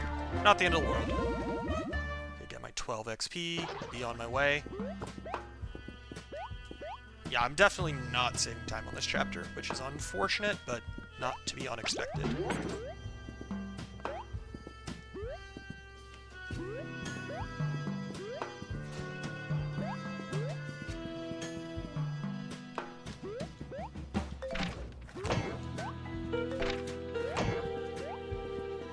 Okay. And then this is technically a dark room, but not a difficult dark room. And thankfully, the other dark room is not not something we have to worry about anymore. Because it is routed out after we found a better skip in Chapter 4 that skips, like, the entirety of a dungeon. It's very nice. There we go.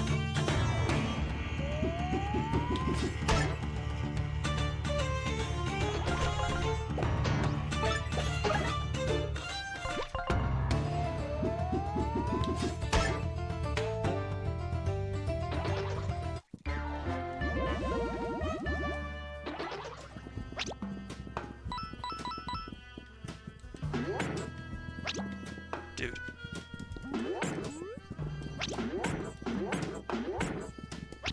Dude. There we go. That was annoying.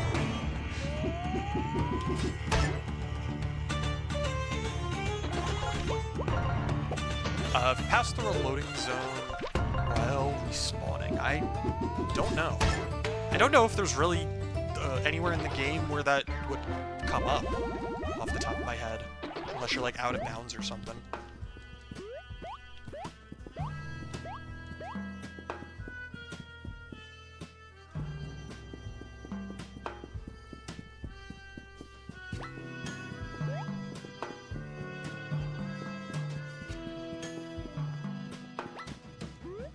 Alright, there we go. Alright, and we're basically done with this area after that.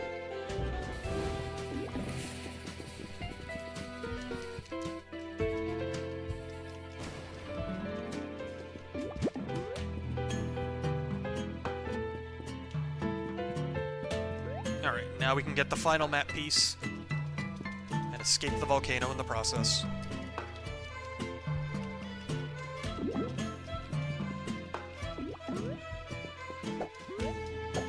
Come on. Oh yeah, I have no idea why that happens. I got nothing for you, unfortunately. Also, we need to escape the volcano, it's erupting! Oh no, we fell in the lava! Oh good, we escaped. Yeah, I lost a lot of time on that split. My fights were not good. But that's okay. Not the end of the world. I'm still ahead by a good margin, even if I could be better. More far ahead.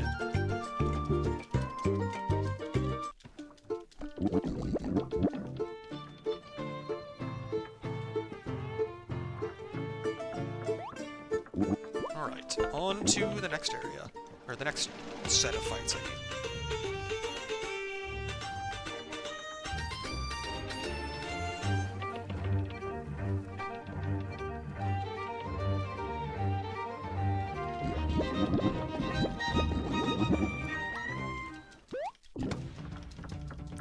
Alright.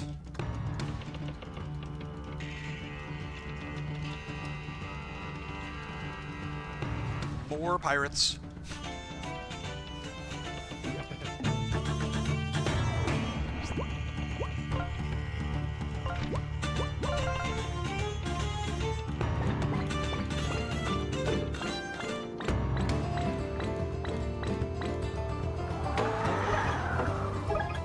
Bro. That attack has done jack shit this entire run. What the fuck? That is really frustrating.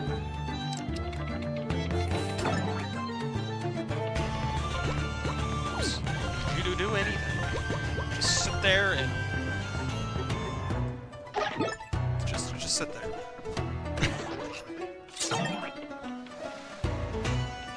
Oops. Thank you. Just attack.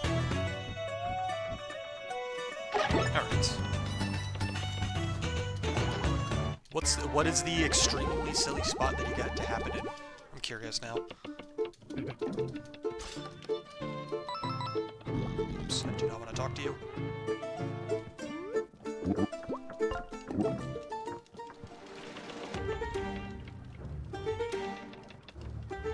Oh, the outer wall of the balcony. Interesting. I will check the Discord later. After the run, because unfortunately I cannot check it right now without time. Alright. Troll work time, let's do it.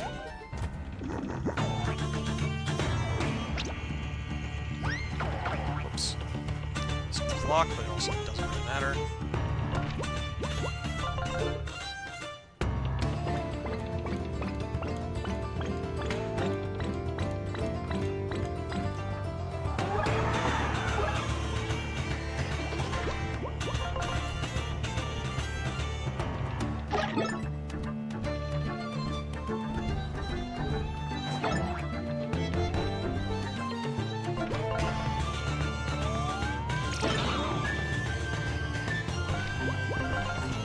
That's 13 damage. One more turn.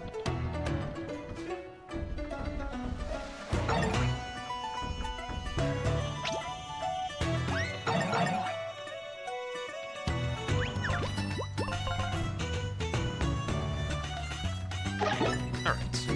Nice and easy. And level up.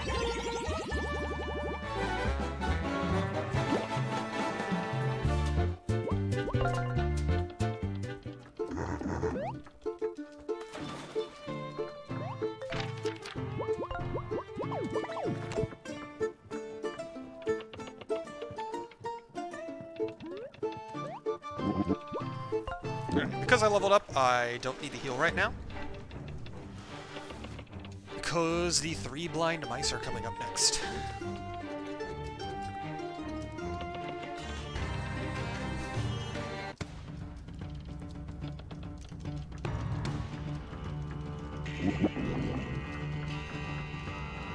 Alright.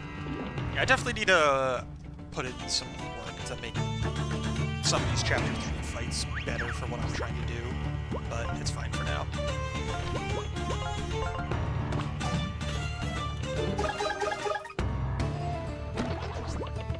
Actually, that was supposed to have out, whatever.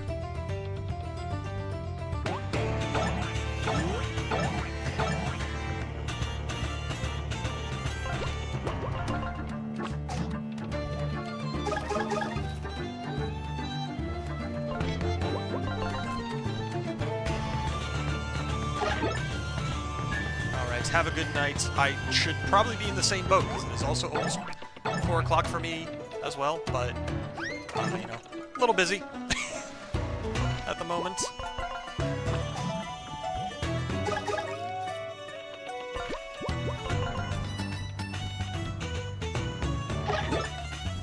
But have a good night regardless.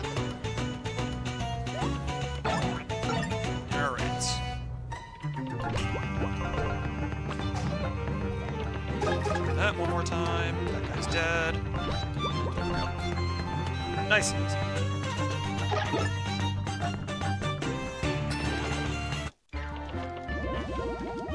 don't need to heal after them because the next fight is very easy and I will level up during it.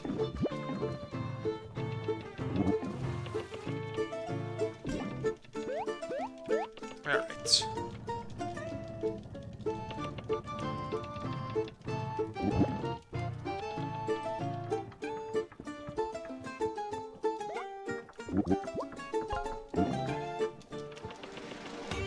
We're almost at the end of Chapter 3, finally.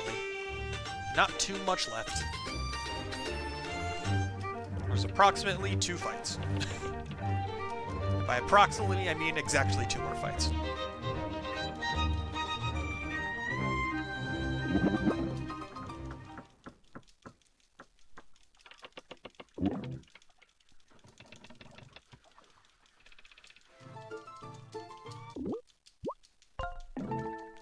And thankfully, my Captain Silver fight is routed out pretty nicely so that I don't really have anything to worry about there.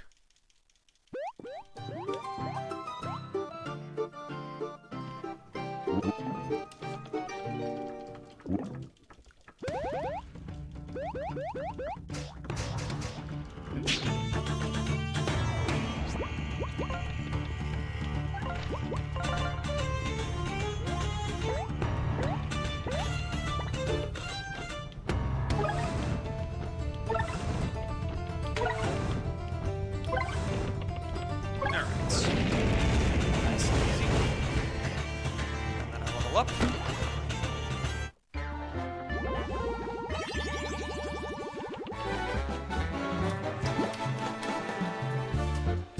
Okay.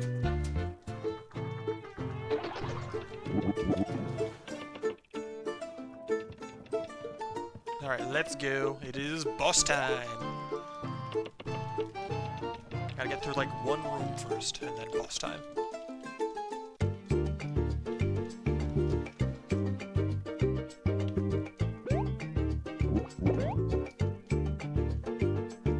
This is one of the more interesting fights in the game, in my opinion.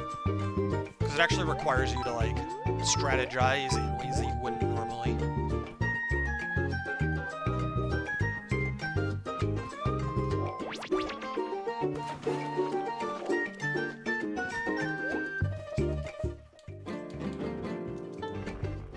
Alright.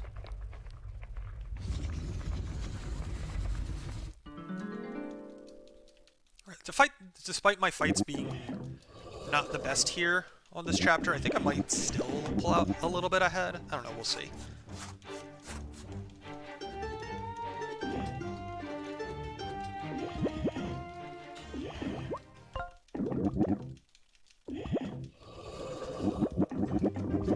Stop talking to him.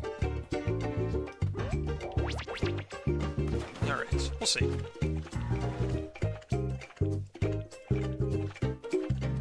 Even if this doesn't go perfectly, that's fine.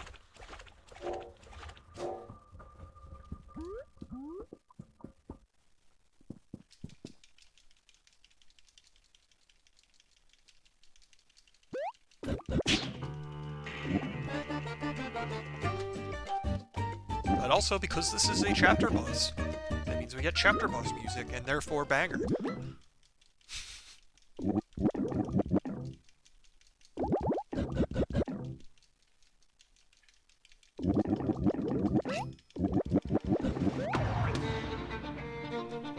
Alright, so start off with Vine.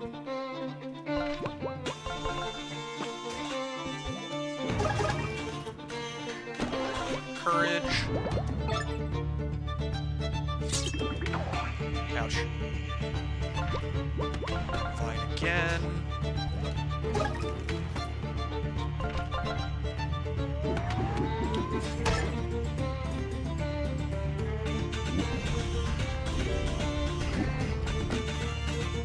I don't think I had to charge up patches time there, but it's fine.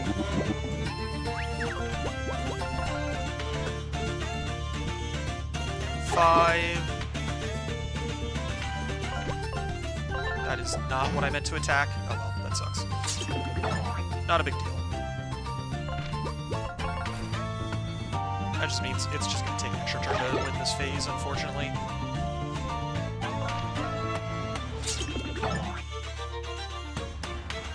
Not the end of the world.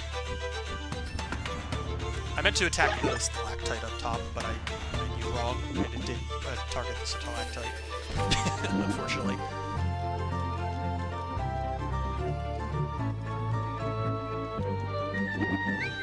Right, thankfully, each phase only has 12 health, which is pretty easy to deal with.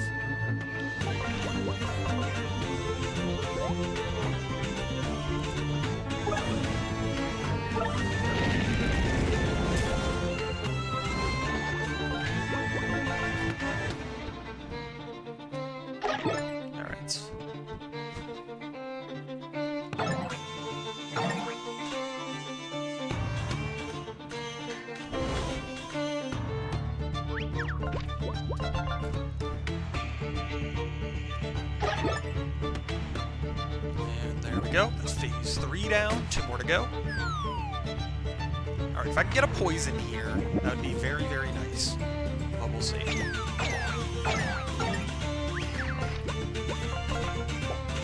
Hell yeah. 4, 5. I didn't need the 5th one. I can just do that. Alright. Last one.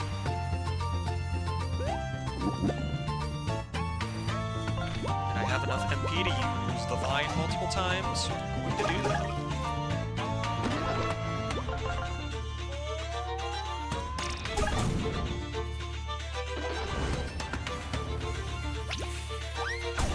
Ouch.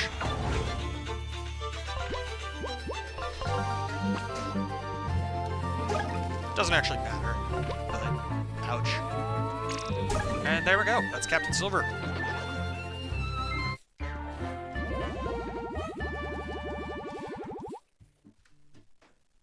And there we go. That is a 30-second gold almost. I will absolutely take that.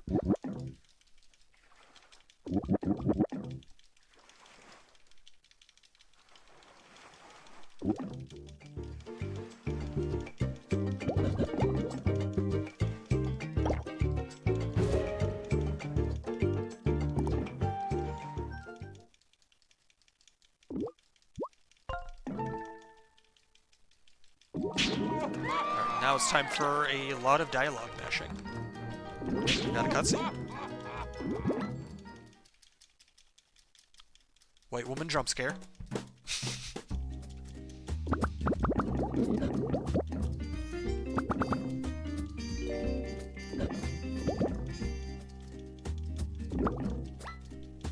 Alright. We are in the home stretch though, because there's only 2 major segments left in the run, and both of them are, like, neither of them is terribly long on their own. Because we've got Chapter 4 and then the final dungeon. Chapter 4 has 0 required fights outside of the boss. There will be one, we'll be doing 1 fight besides the boss, but it is possible to skip it. It just does not make, it's not really worth it to skip it. Because it's in the way and we would have to skip it multiple times. And then the final dungeon is just get through it and fight the last 2 bosses and we're done.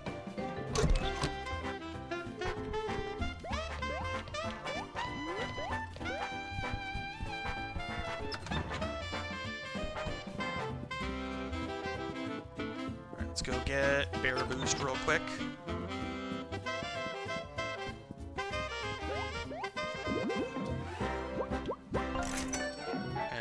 Upgrade it.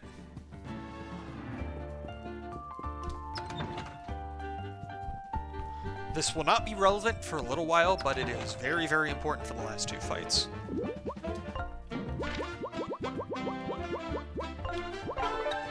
Alright. And let's go to the next area.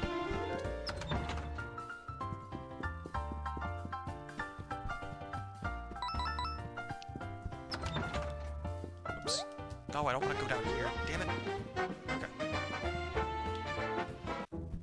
Alright, and because the jump in this first room kinda, like the optimal jump, I should say, kinda sucks, I'm just not gonna do it, and gonna do a slightly less annoying jump instead. That is not as fast, because it's kind of out of the way, but it is less sucky. It is still kind of sucky, but less sucky.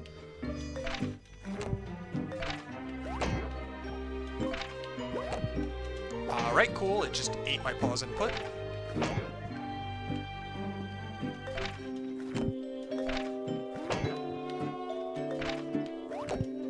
Dude, I'm pausing the game. Why is it not pausing? Alright, never mind. This jump is being more sucky. It went fine earlier. Which is why I wanted to do this instead of the more annoying jump that I mess up more often. Okay, there we go. Dude, come on.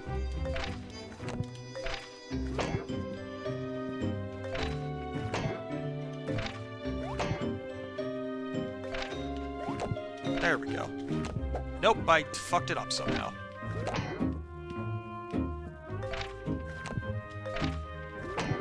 Alright. This segment sucks. I always do it really poorly. That's the wrong button. Come on, man. I hate this section. I have time to save here, and I'm not saving it. There we go. That one's not hard. I just suck. And I'm bad at the game. Go through the door, please.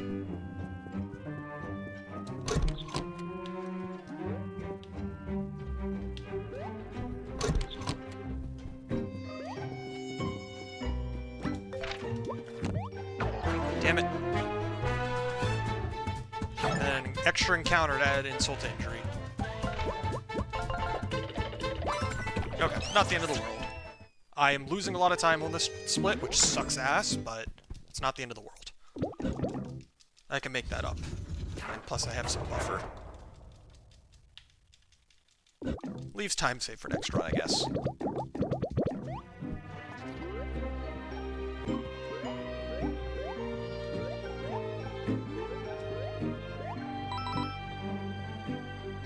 There's still a sucky jump left before I'm done with this section, but it's less sucky.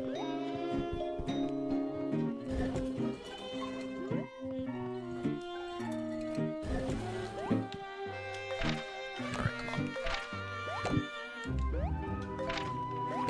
It is still sucky, though. There we go.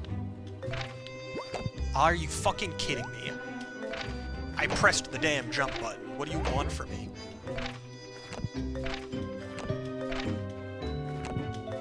Let me out of here. Dude, I'm pressing jump.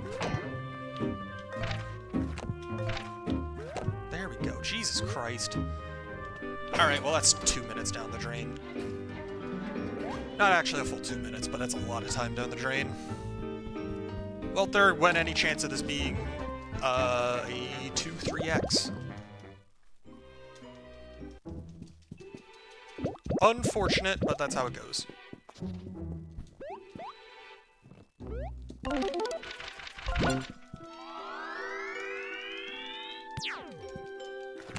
That being said, I do still have a lot of time saved throughout the rest of the run. So I can make up some of this.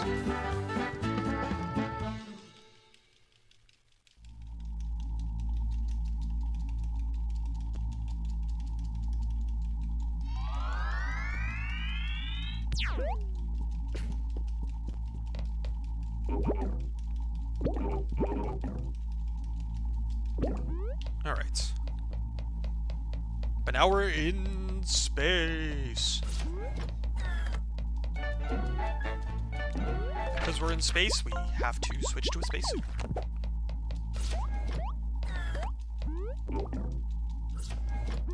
Are you fucking shitting me? Is my internet cutting out again?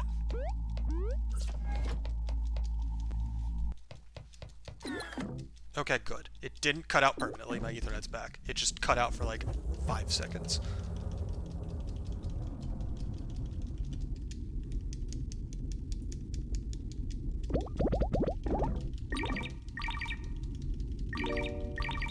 I think.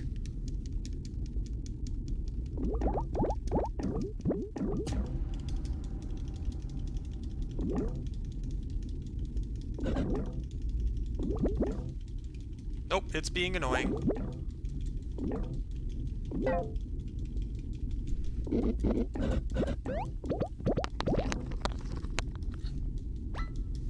Hold on. I can fix this.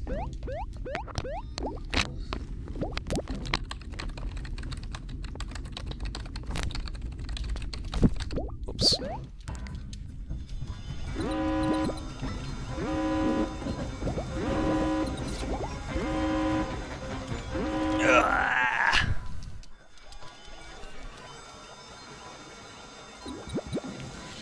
Okay.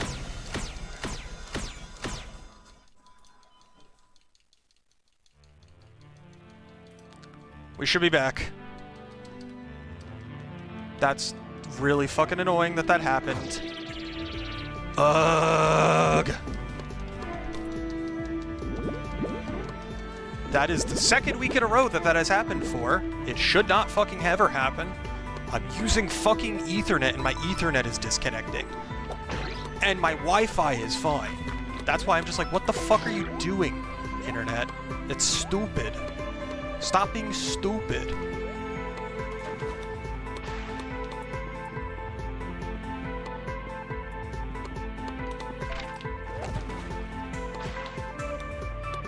But the stream's back up. So, you know, not the end of the world.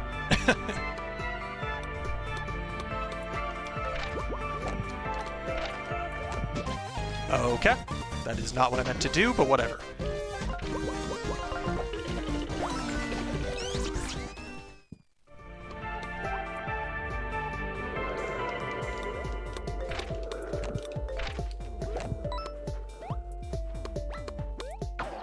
Alright, that's dumb. I shouldn't have gotten hit by that, but I messed up. That was on me. I'm not gonna blame the game on that one.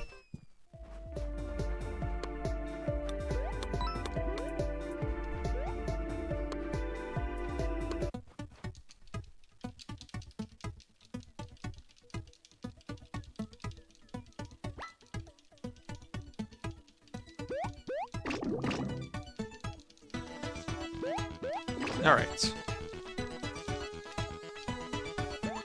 So I will definitely not be saving all of the time that I can on this split, but that's okay.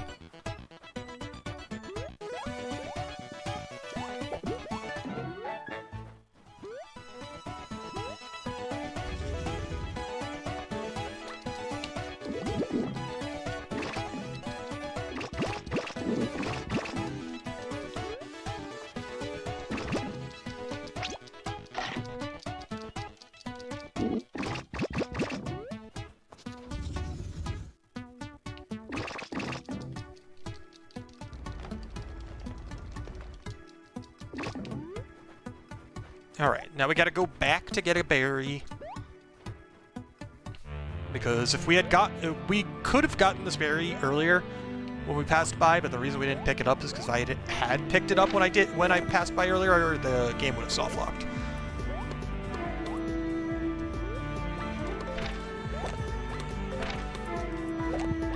There we go.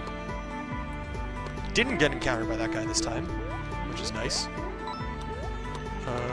Let's go this way. Whoops. Messed that up. Okay, I'm just gonna do this. It's slower, but it's easier. Ideally, I wouldn't even have to do this, but unfortunately on Xbox, this still soft locks the game if I had gotten it early, and so therefore I have to get it now and not when I passed by earlier. On PC it is fixed, that does not soft lock anymore, but I am not on PC.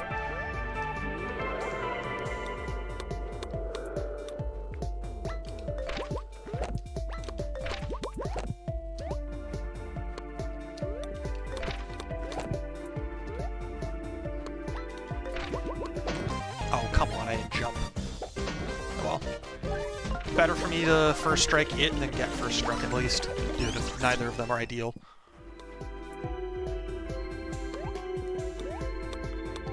So yeah, a little unfortunate, but not the end of the world.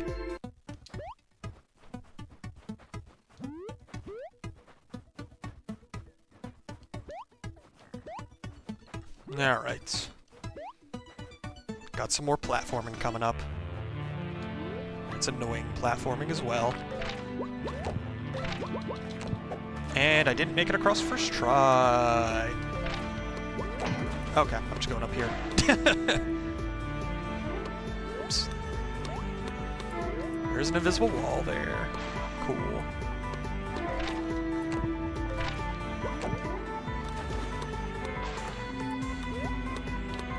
Whoops. I've never actually gone up here and then jumped down. Alright, whatever. I'm going on here. Whatever. As bad as that was, still better than last run. Because last run I encountered that enemy like 6 times. It was really, really bad. So as bad as it was, it could have been worse. Alright, and then this is the guy that it is technically possible to not fight him, but because we have to walk through this area 3 different times, it is faster just to fight him and kill him. Then skip the fight 3 separate times. And on top of that, the XP gives us a level up, which is nice.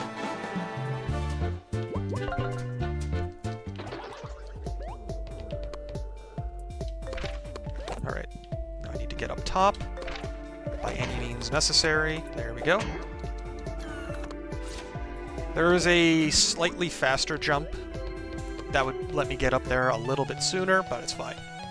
That version is good enough. Also, banger. This area has one of the best area themes in the entire game. It is very good.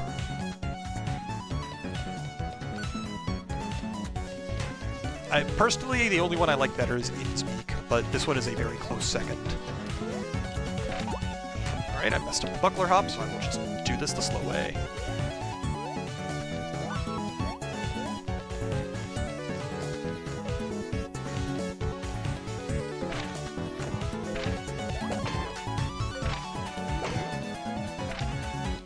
My jump's gonna get eaten from there. There, okay. I don't need the sun gem, but it's in the way, so I'm not gonna worry about it. There we go. That was not perfect by any means, but it's good enough. So yeah, I had a lot of time saved on the split, but I will take what I can get. Very much did not go, but I at least saved time.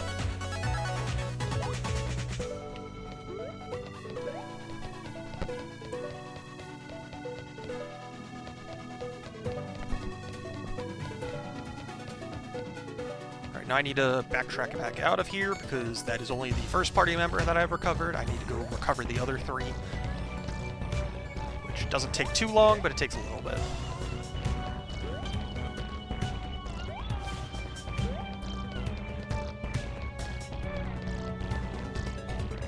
So unfortunately we have to say goodbye to the banger. It will be back, don't worry, but it is gone for now.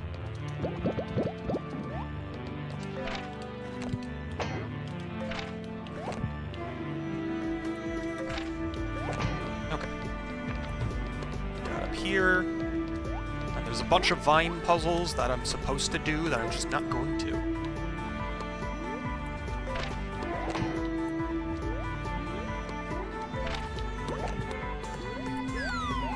Because we have the power of buckler hopping.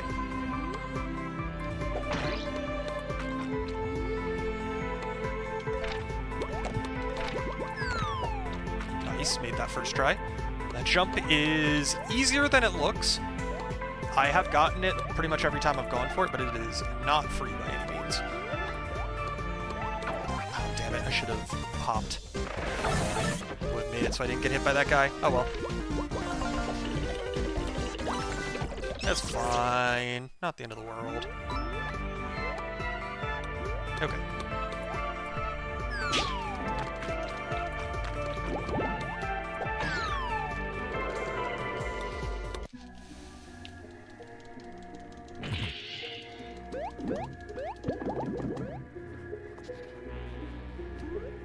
Alright, if I wanted to play things extra risky, I could buckler hop across to the other piece of ice and get across this area a little bit faster, but like, why would I do that? break his aggro fast enough. Okay, it's all good though.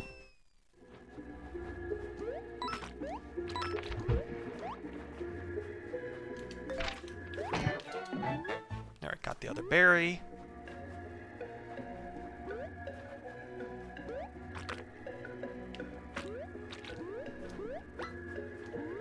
Whoops, I did not mean to fall in the water.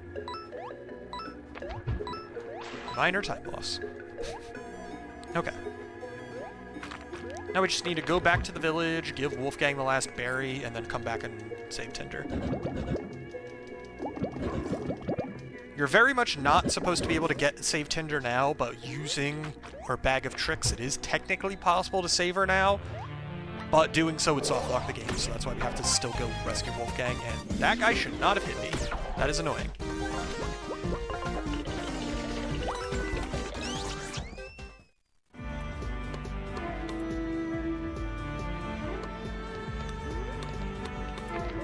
Oh well. Not the end of the world.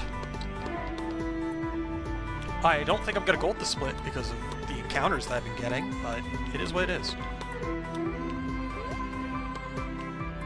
I'm probably losing like 20 seconds on the split if I had to guess, because of all of the extra encounters I've gotten.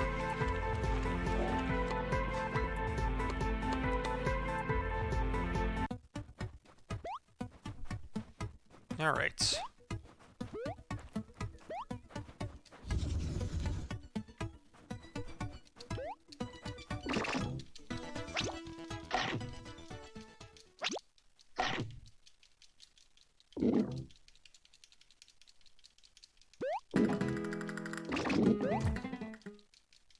Alright, cutscene is over. Let's go.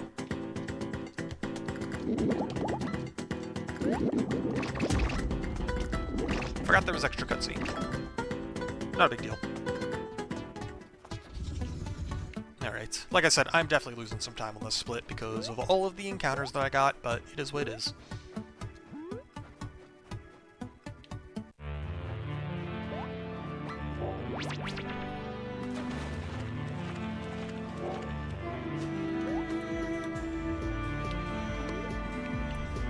Alright, then there is a buckler hop that I could use to skip growing a plant with Wolfgang up ahead, but like, if the enemy wasn't right next to it, I would probably just do the jump, but because the enemy's right next to it, I'm just gonna bite the bullet and grow the plant, because if I mess up the jump a single time, very high likelihood I get an extra encounter, which is a lot slower than just growing the plant.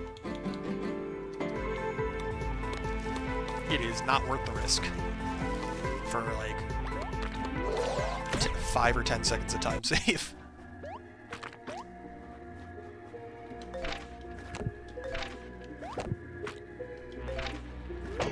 Oops. There we go.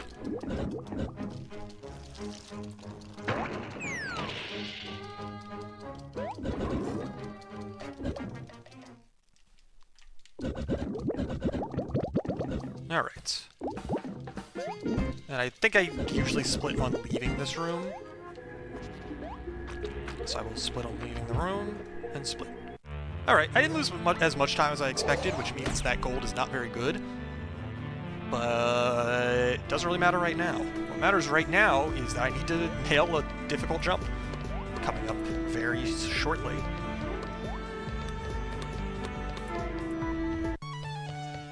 Because this very difficult jump that is coming up shortly skips pretty much the entirety of this area from here on out.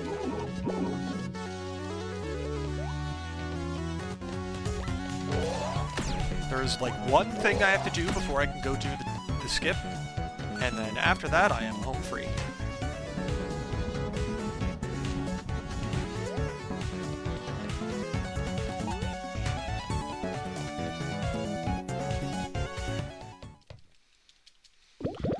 Alright, and the one thing I need to do is this cutscene.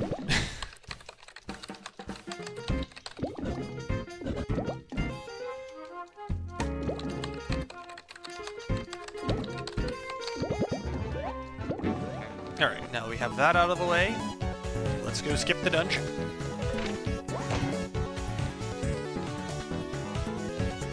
It's gonna take a second to actually get there, because The way this dungeon works is there's like 4 colored terminals that you have to activate, and once you activate them, they unlock smaller terminals that you can use. And all of those smaller terminals do various things throughout the dungeon, like open doors, extend bridges, etc., etc. And in order to get through the dungeon all the way, you have to open the last door, which theoretically requires all 4 terminals to be active. But the reason for that is because you can't activate the next terminal until you activate the previous one, due to the layout of the dungeon, and fuck you for making me fall. But in reality, the only one that unlocks the door at the end is the last terminal. And so if we are able to skip around the dungeon, activate the last terminal, and then go back to the door at the end, it's open. And we don't have to actually do the dungeon at all. It's very nice.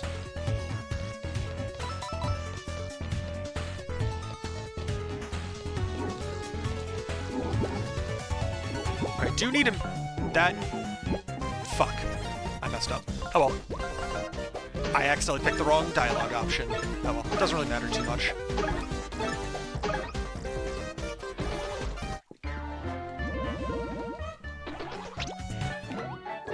I do need to make sure I don't encounter this guy. Okay. Alright, I'm definitely losing some time here because of that encounter. Unfortunate, but not the end of the world. Alright. Now it's time for the very important difficult trick. It's a pain in the ass, but it saves too much time not to do. There we go, got back here. Now I have to do, like, almost a blind coyote jump to get up top.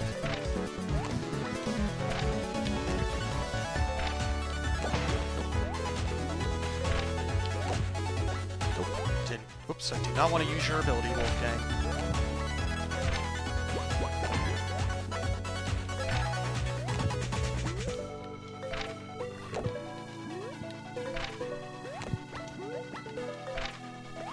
Come on.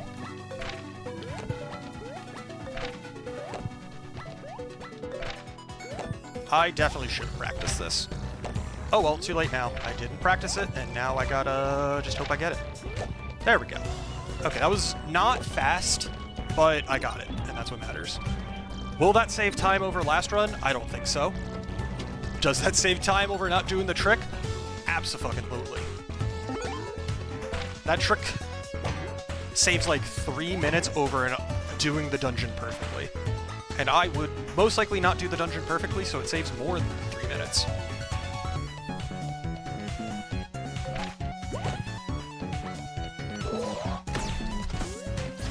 Alright. And that's the dungeon.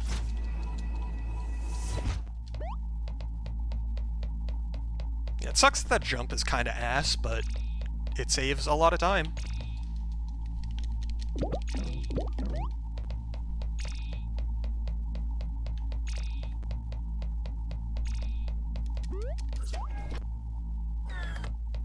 Alright, and the boss of Chapter 4 is not here, so I don't have to worry about any of this stuff yet.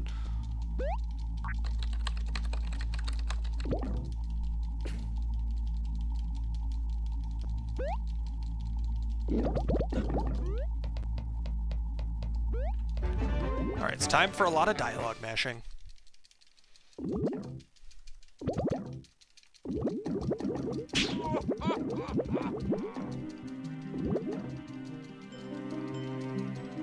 Alright, this should I should save a little bit of time on the dialogue mashing because I'm mashing better than I did last run. But I'll probably lose some time because of how long the jumps took, unfortunately.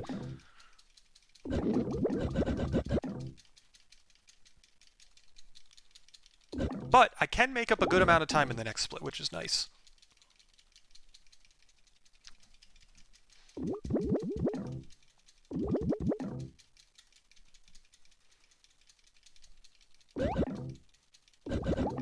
But I do have to make sure I don't mess up the boss fight. I'm not too worried about the boss fight, but it is not free like the last 2 bosses are.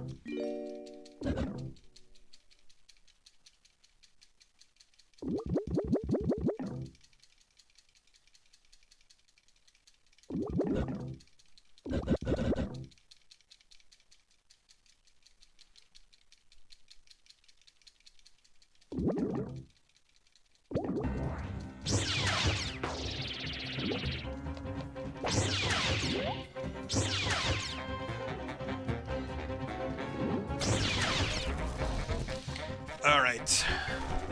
Oh yeah, I'm already losing time. That sucks. Unfortunate. There's not too much left before the end of the split, but I am not at the end of the split.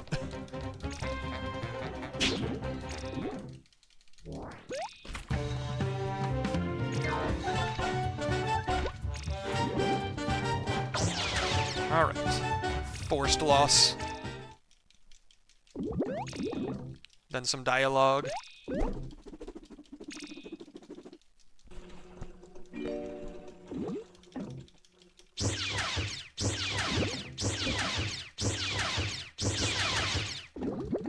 Alright.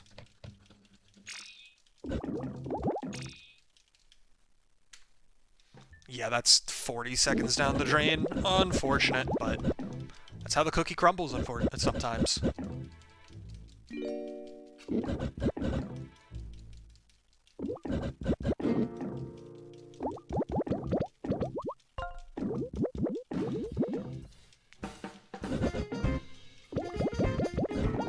Alright, now it's time to save a lot of time on this split, because my gold here is not very good.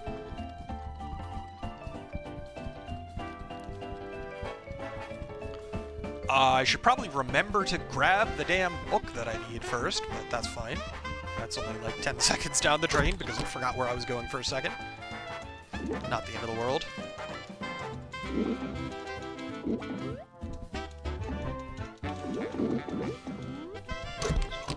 Okay. And then we've got one more, like, mini puzzle dungeon before the chapter boss. And would it surprise anybody at this point if I told you that we skipped the puzzle dungeon?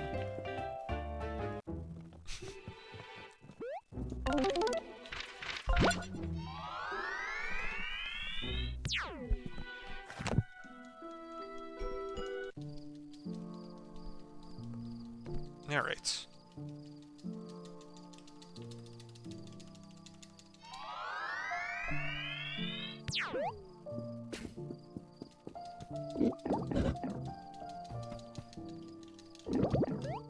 Oops. Okay. And so there is a jump that I could do to get across this gap faster. But also, fuck that. It's a really, really annoying jump, so I'm just not going to do it.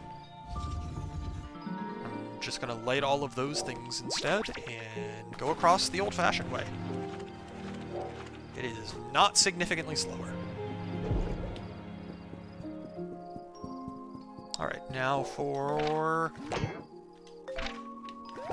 a jump that's not that bad, but is capable of being annoying if I am bad at the game.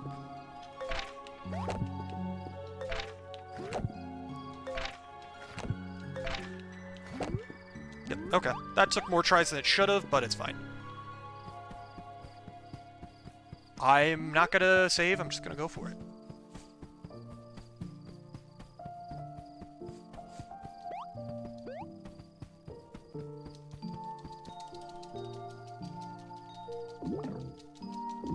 Alright, Mr. Moon, let's do it.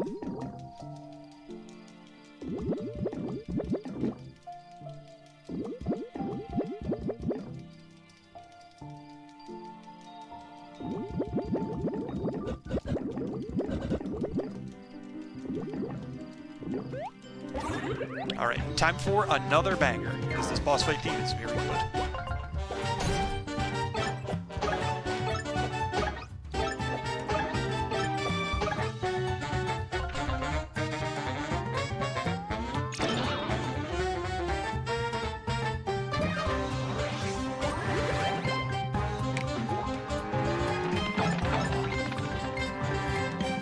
Alright, and then start using this every turn.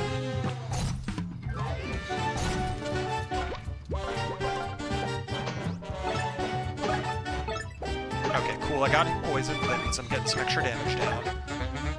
That's good.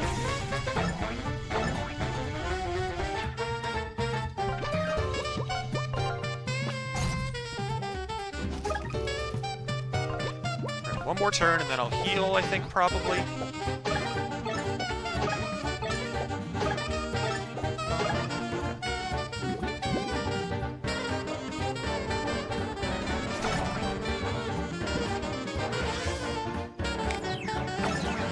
Oh, that is not good.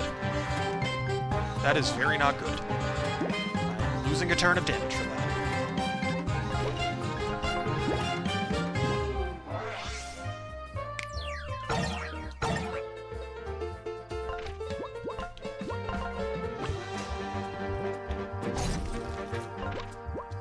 Alright, this is probably gonna be a pretty long fight because of that, unfortunately. Should have healed the turn before, I guess.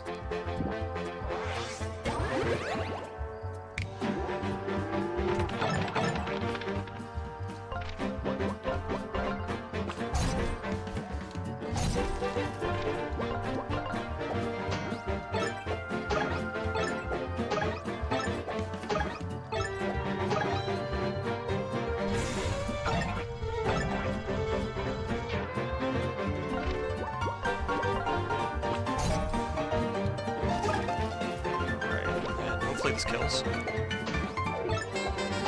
It did not kill. Alright, just gonna have to wing it. That is not who I want to attack.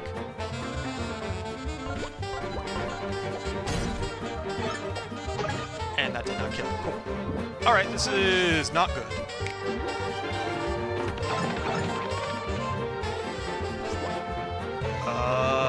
Just switch. That was not what I should have done.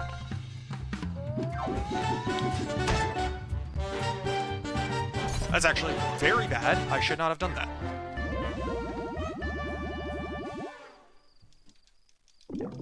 Well, so much for golding this split, because that fight was atrocious. Because I had to heal earlier than I wanted to. And I did not heal when I should have.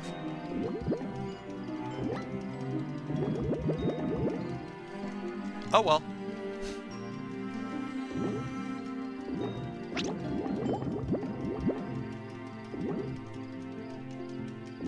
More time down the drain. That's how it goes sometimes.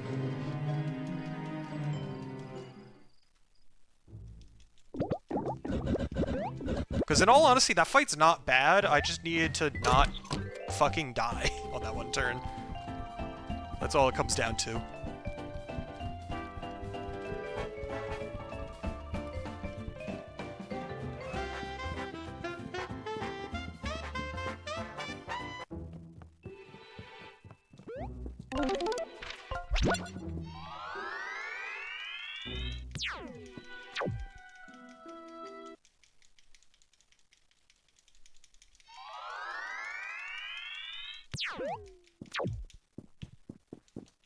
Okay, so in hindsight, Patches did 4 damage, Flint would have done 3.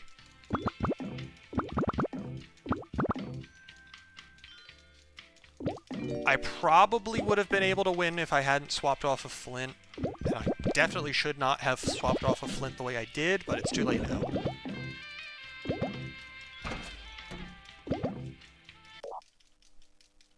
Because I kind of needed that synergy. I think I'll be able to make this work despite that, but it'll be a bit sketchy.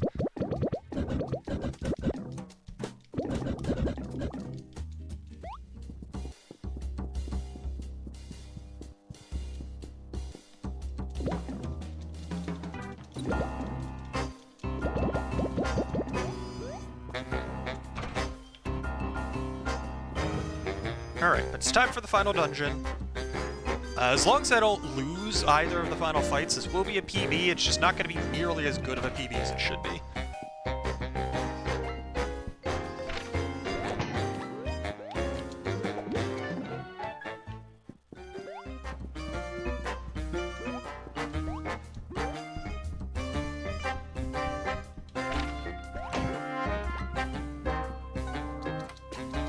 But that's how the cookie crumbles sometimes. It's not the end of the world.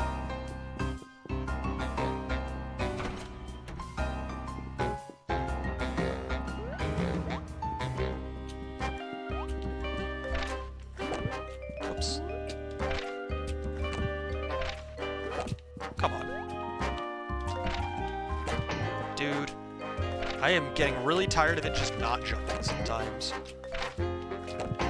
I am pressing the damn jump button. What do you want from me?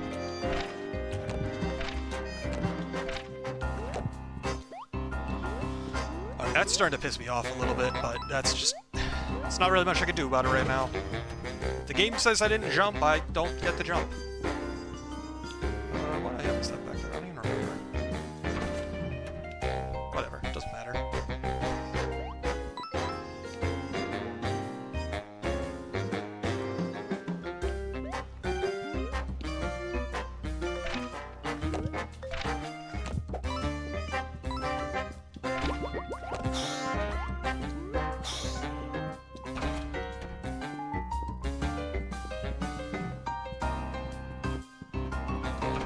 Alright, and then now time for another kind of tricky jump that is very important, because it skips a long cutscene and a forced encounter. Just need to do it without sucking, which is easier said than done.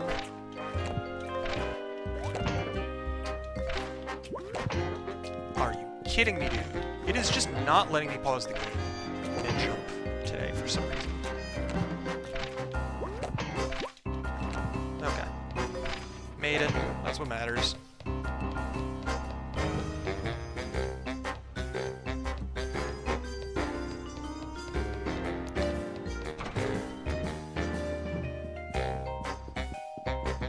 Alright. Moving on. So I can ignore this guy. Oh, no, he started close to me. Fuck off.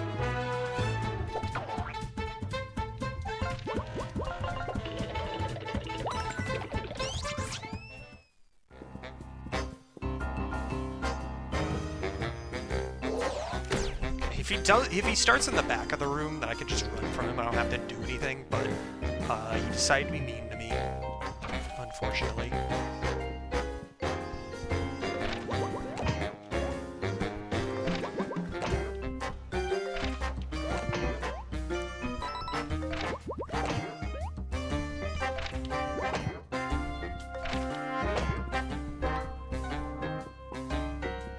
Alright, moving on.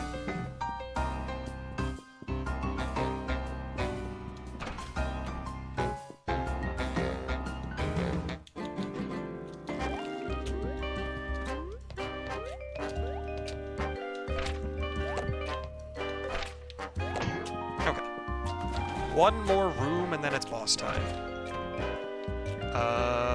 For safety purposes, I will grab this item, because depending on the RNG in this fight, I will need to use it.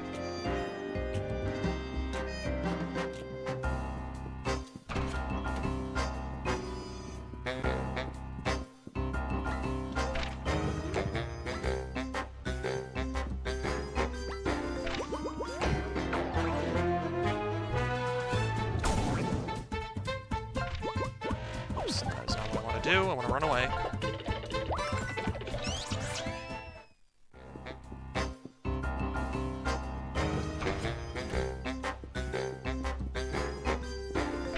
Alright, then equip you with this. You with this and this. And go. Also heal.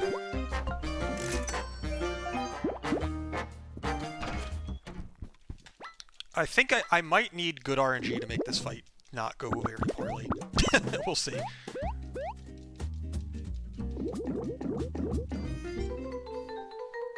Alright, switch to patches. And then bear boost.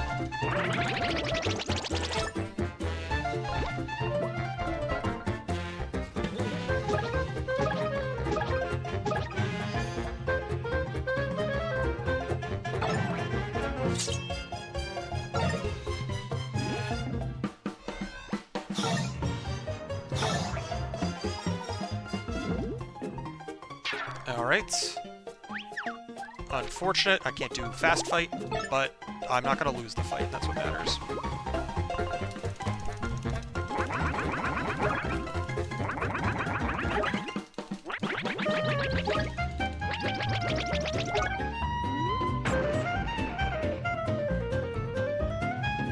Okay, that healing doesn't matter. That doesn't matter. Market is looking bullish. Also doesn't matter. Alright, and bear boost. And rush.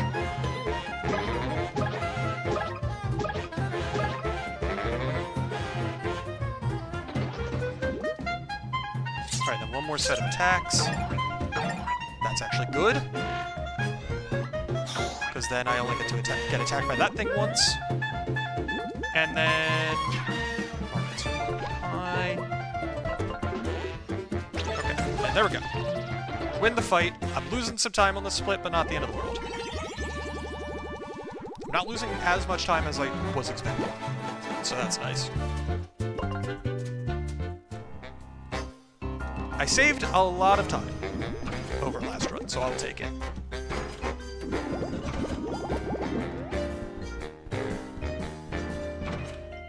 Alright, final boss time. In my PB, the final boss went very, very poorly, so as long as it goes better than that, I'm chilling. My goal is a perfect final boss fight, which I am not expecting to happen, but we'll see.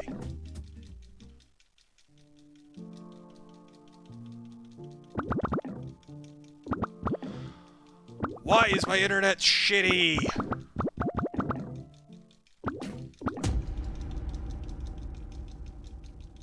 What is happening?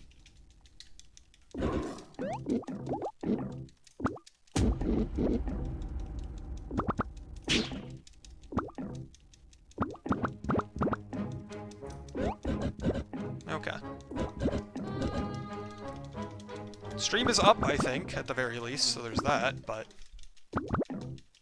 it's pissing me off.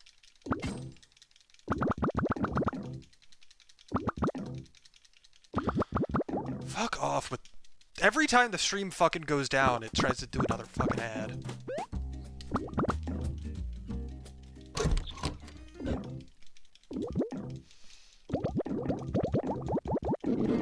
It is really pissing me off how many problems my internet is causing, because it should not be causing any fucking problems. I have a fucking wired Ethernet connection. It should not be doing this shit. And it is.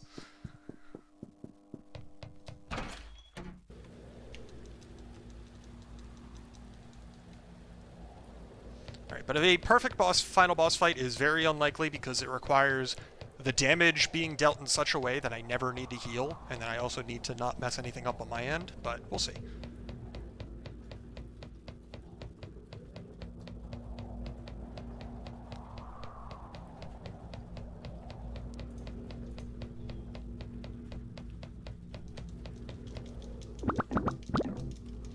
Regardless, final boss time. Let's do it. And we're gonna absolutely eviscerate her.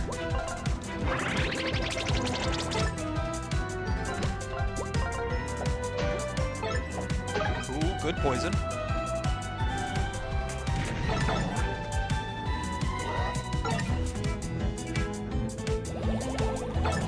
Alright, cool. I blocked that. Bear boost. For anybody curious what's happening here, every time I use Bear Boost on Flink in the back there, it increases his attack power by 2,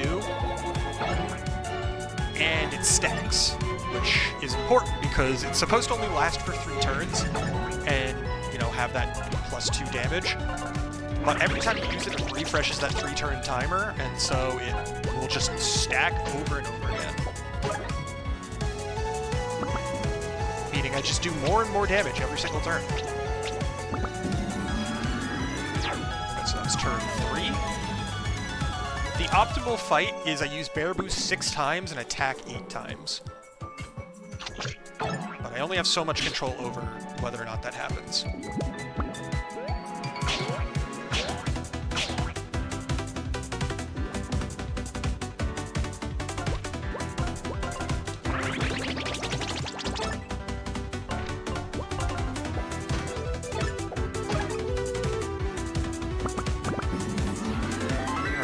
As long as the boss doesn't pull anything weird, the fight is basically over at this point.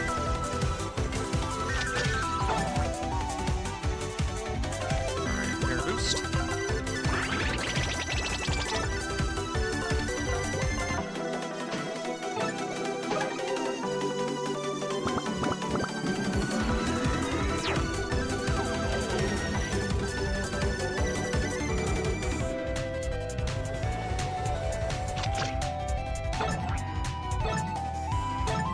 Alright. And bear boost. And that is the last bear boost I will have to do. Because I will have enough damage on the boss to not need to worry about anything.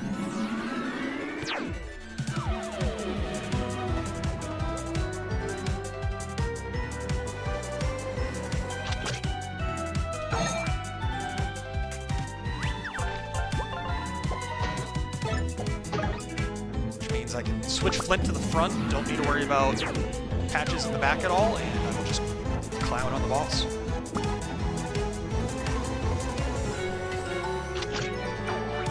Okay, that is poison, that does not matter. And that's the fight. And... time. Hell yeah. I was not expecting to gold the last split by 13 seconds, but I'm here for it. That just means that last split's going to be even worse to compare against in the future. Oh well, that's fine.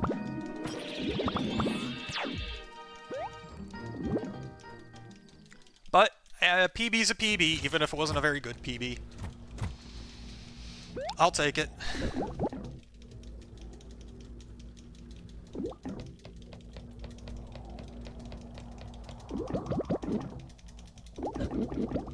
But yeah, the double mashing for the dialogue is probably where most of that time save came from, and then also a few seconds here and there from better menuing, because my fight menus were definitely better.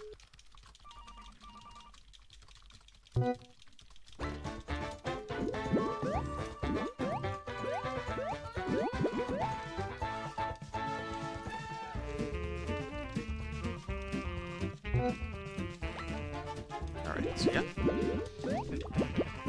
Was that a particularly great run? Am I thrilled with how that run went? Absolutely not. My overworld tricks were, like, actually okay overall, but my fights that run were pretty fucking garbage. Some of them were not entirely my fault. Some of it was just horrible RNG, like in Chapter 3, that I had to make do with, but some of it was entirely my fault, and I kind of botched it. Because, like, the Mr. Moon fight was very bad, and that was mostly my own fault. I can't really blame the game for that one.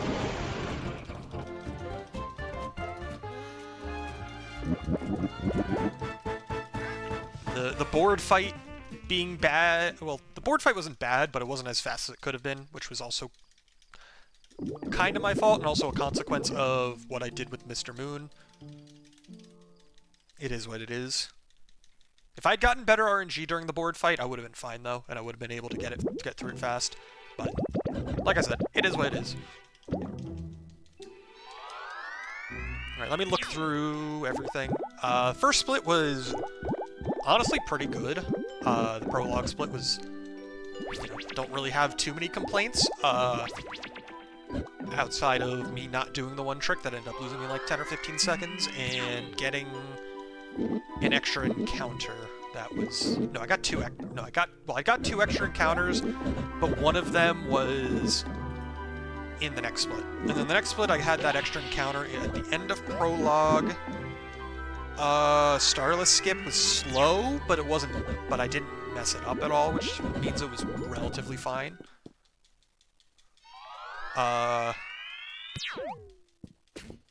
And then Construction Site early was not my best work either. I didn't mess it up too much, but I did lose some time on it. Enchanted Woods was better this time, but still not great.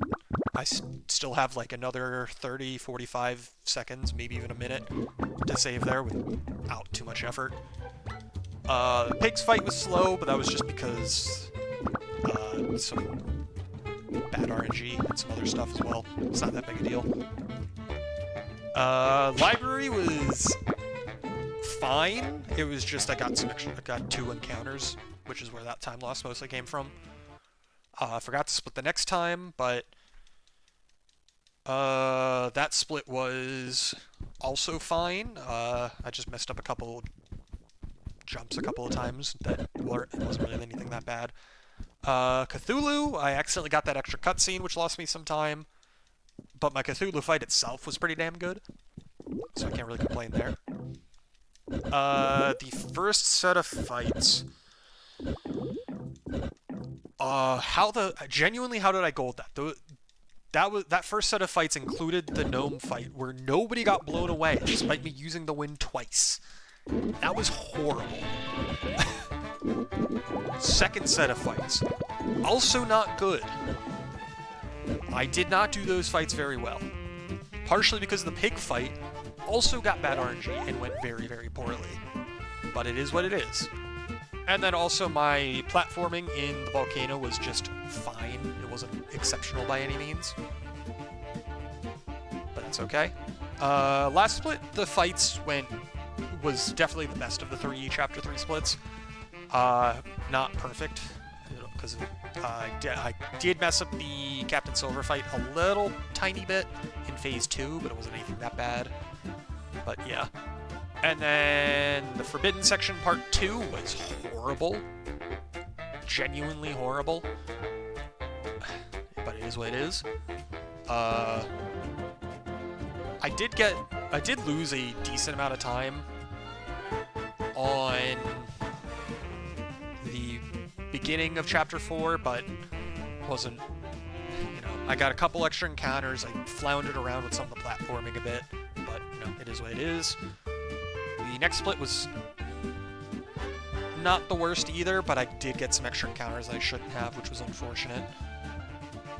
R&D was just bad because I messed up a couple of jumps for a while, which was unfortunate. Mr. Moon would have been a gold by like 20 or 30 seconds minimum if I just did the fight correctly, but I fucked up the fight horribly and lost a bunch of time.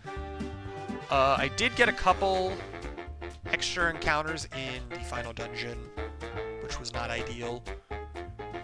And the board fight was a little sketchy in a way that it's not usually.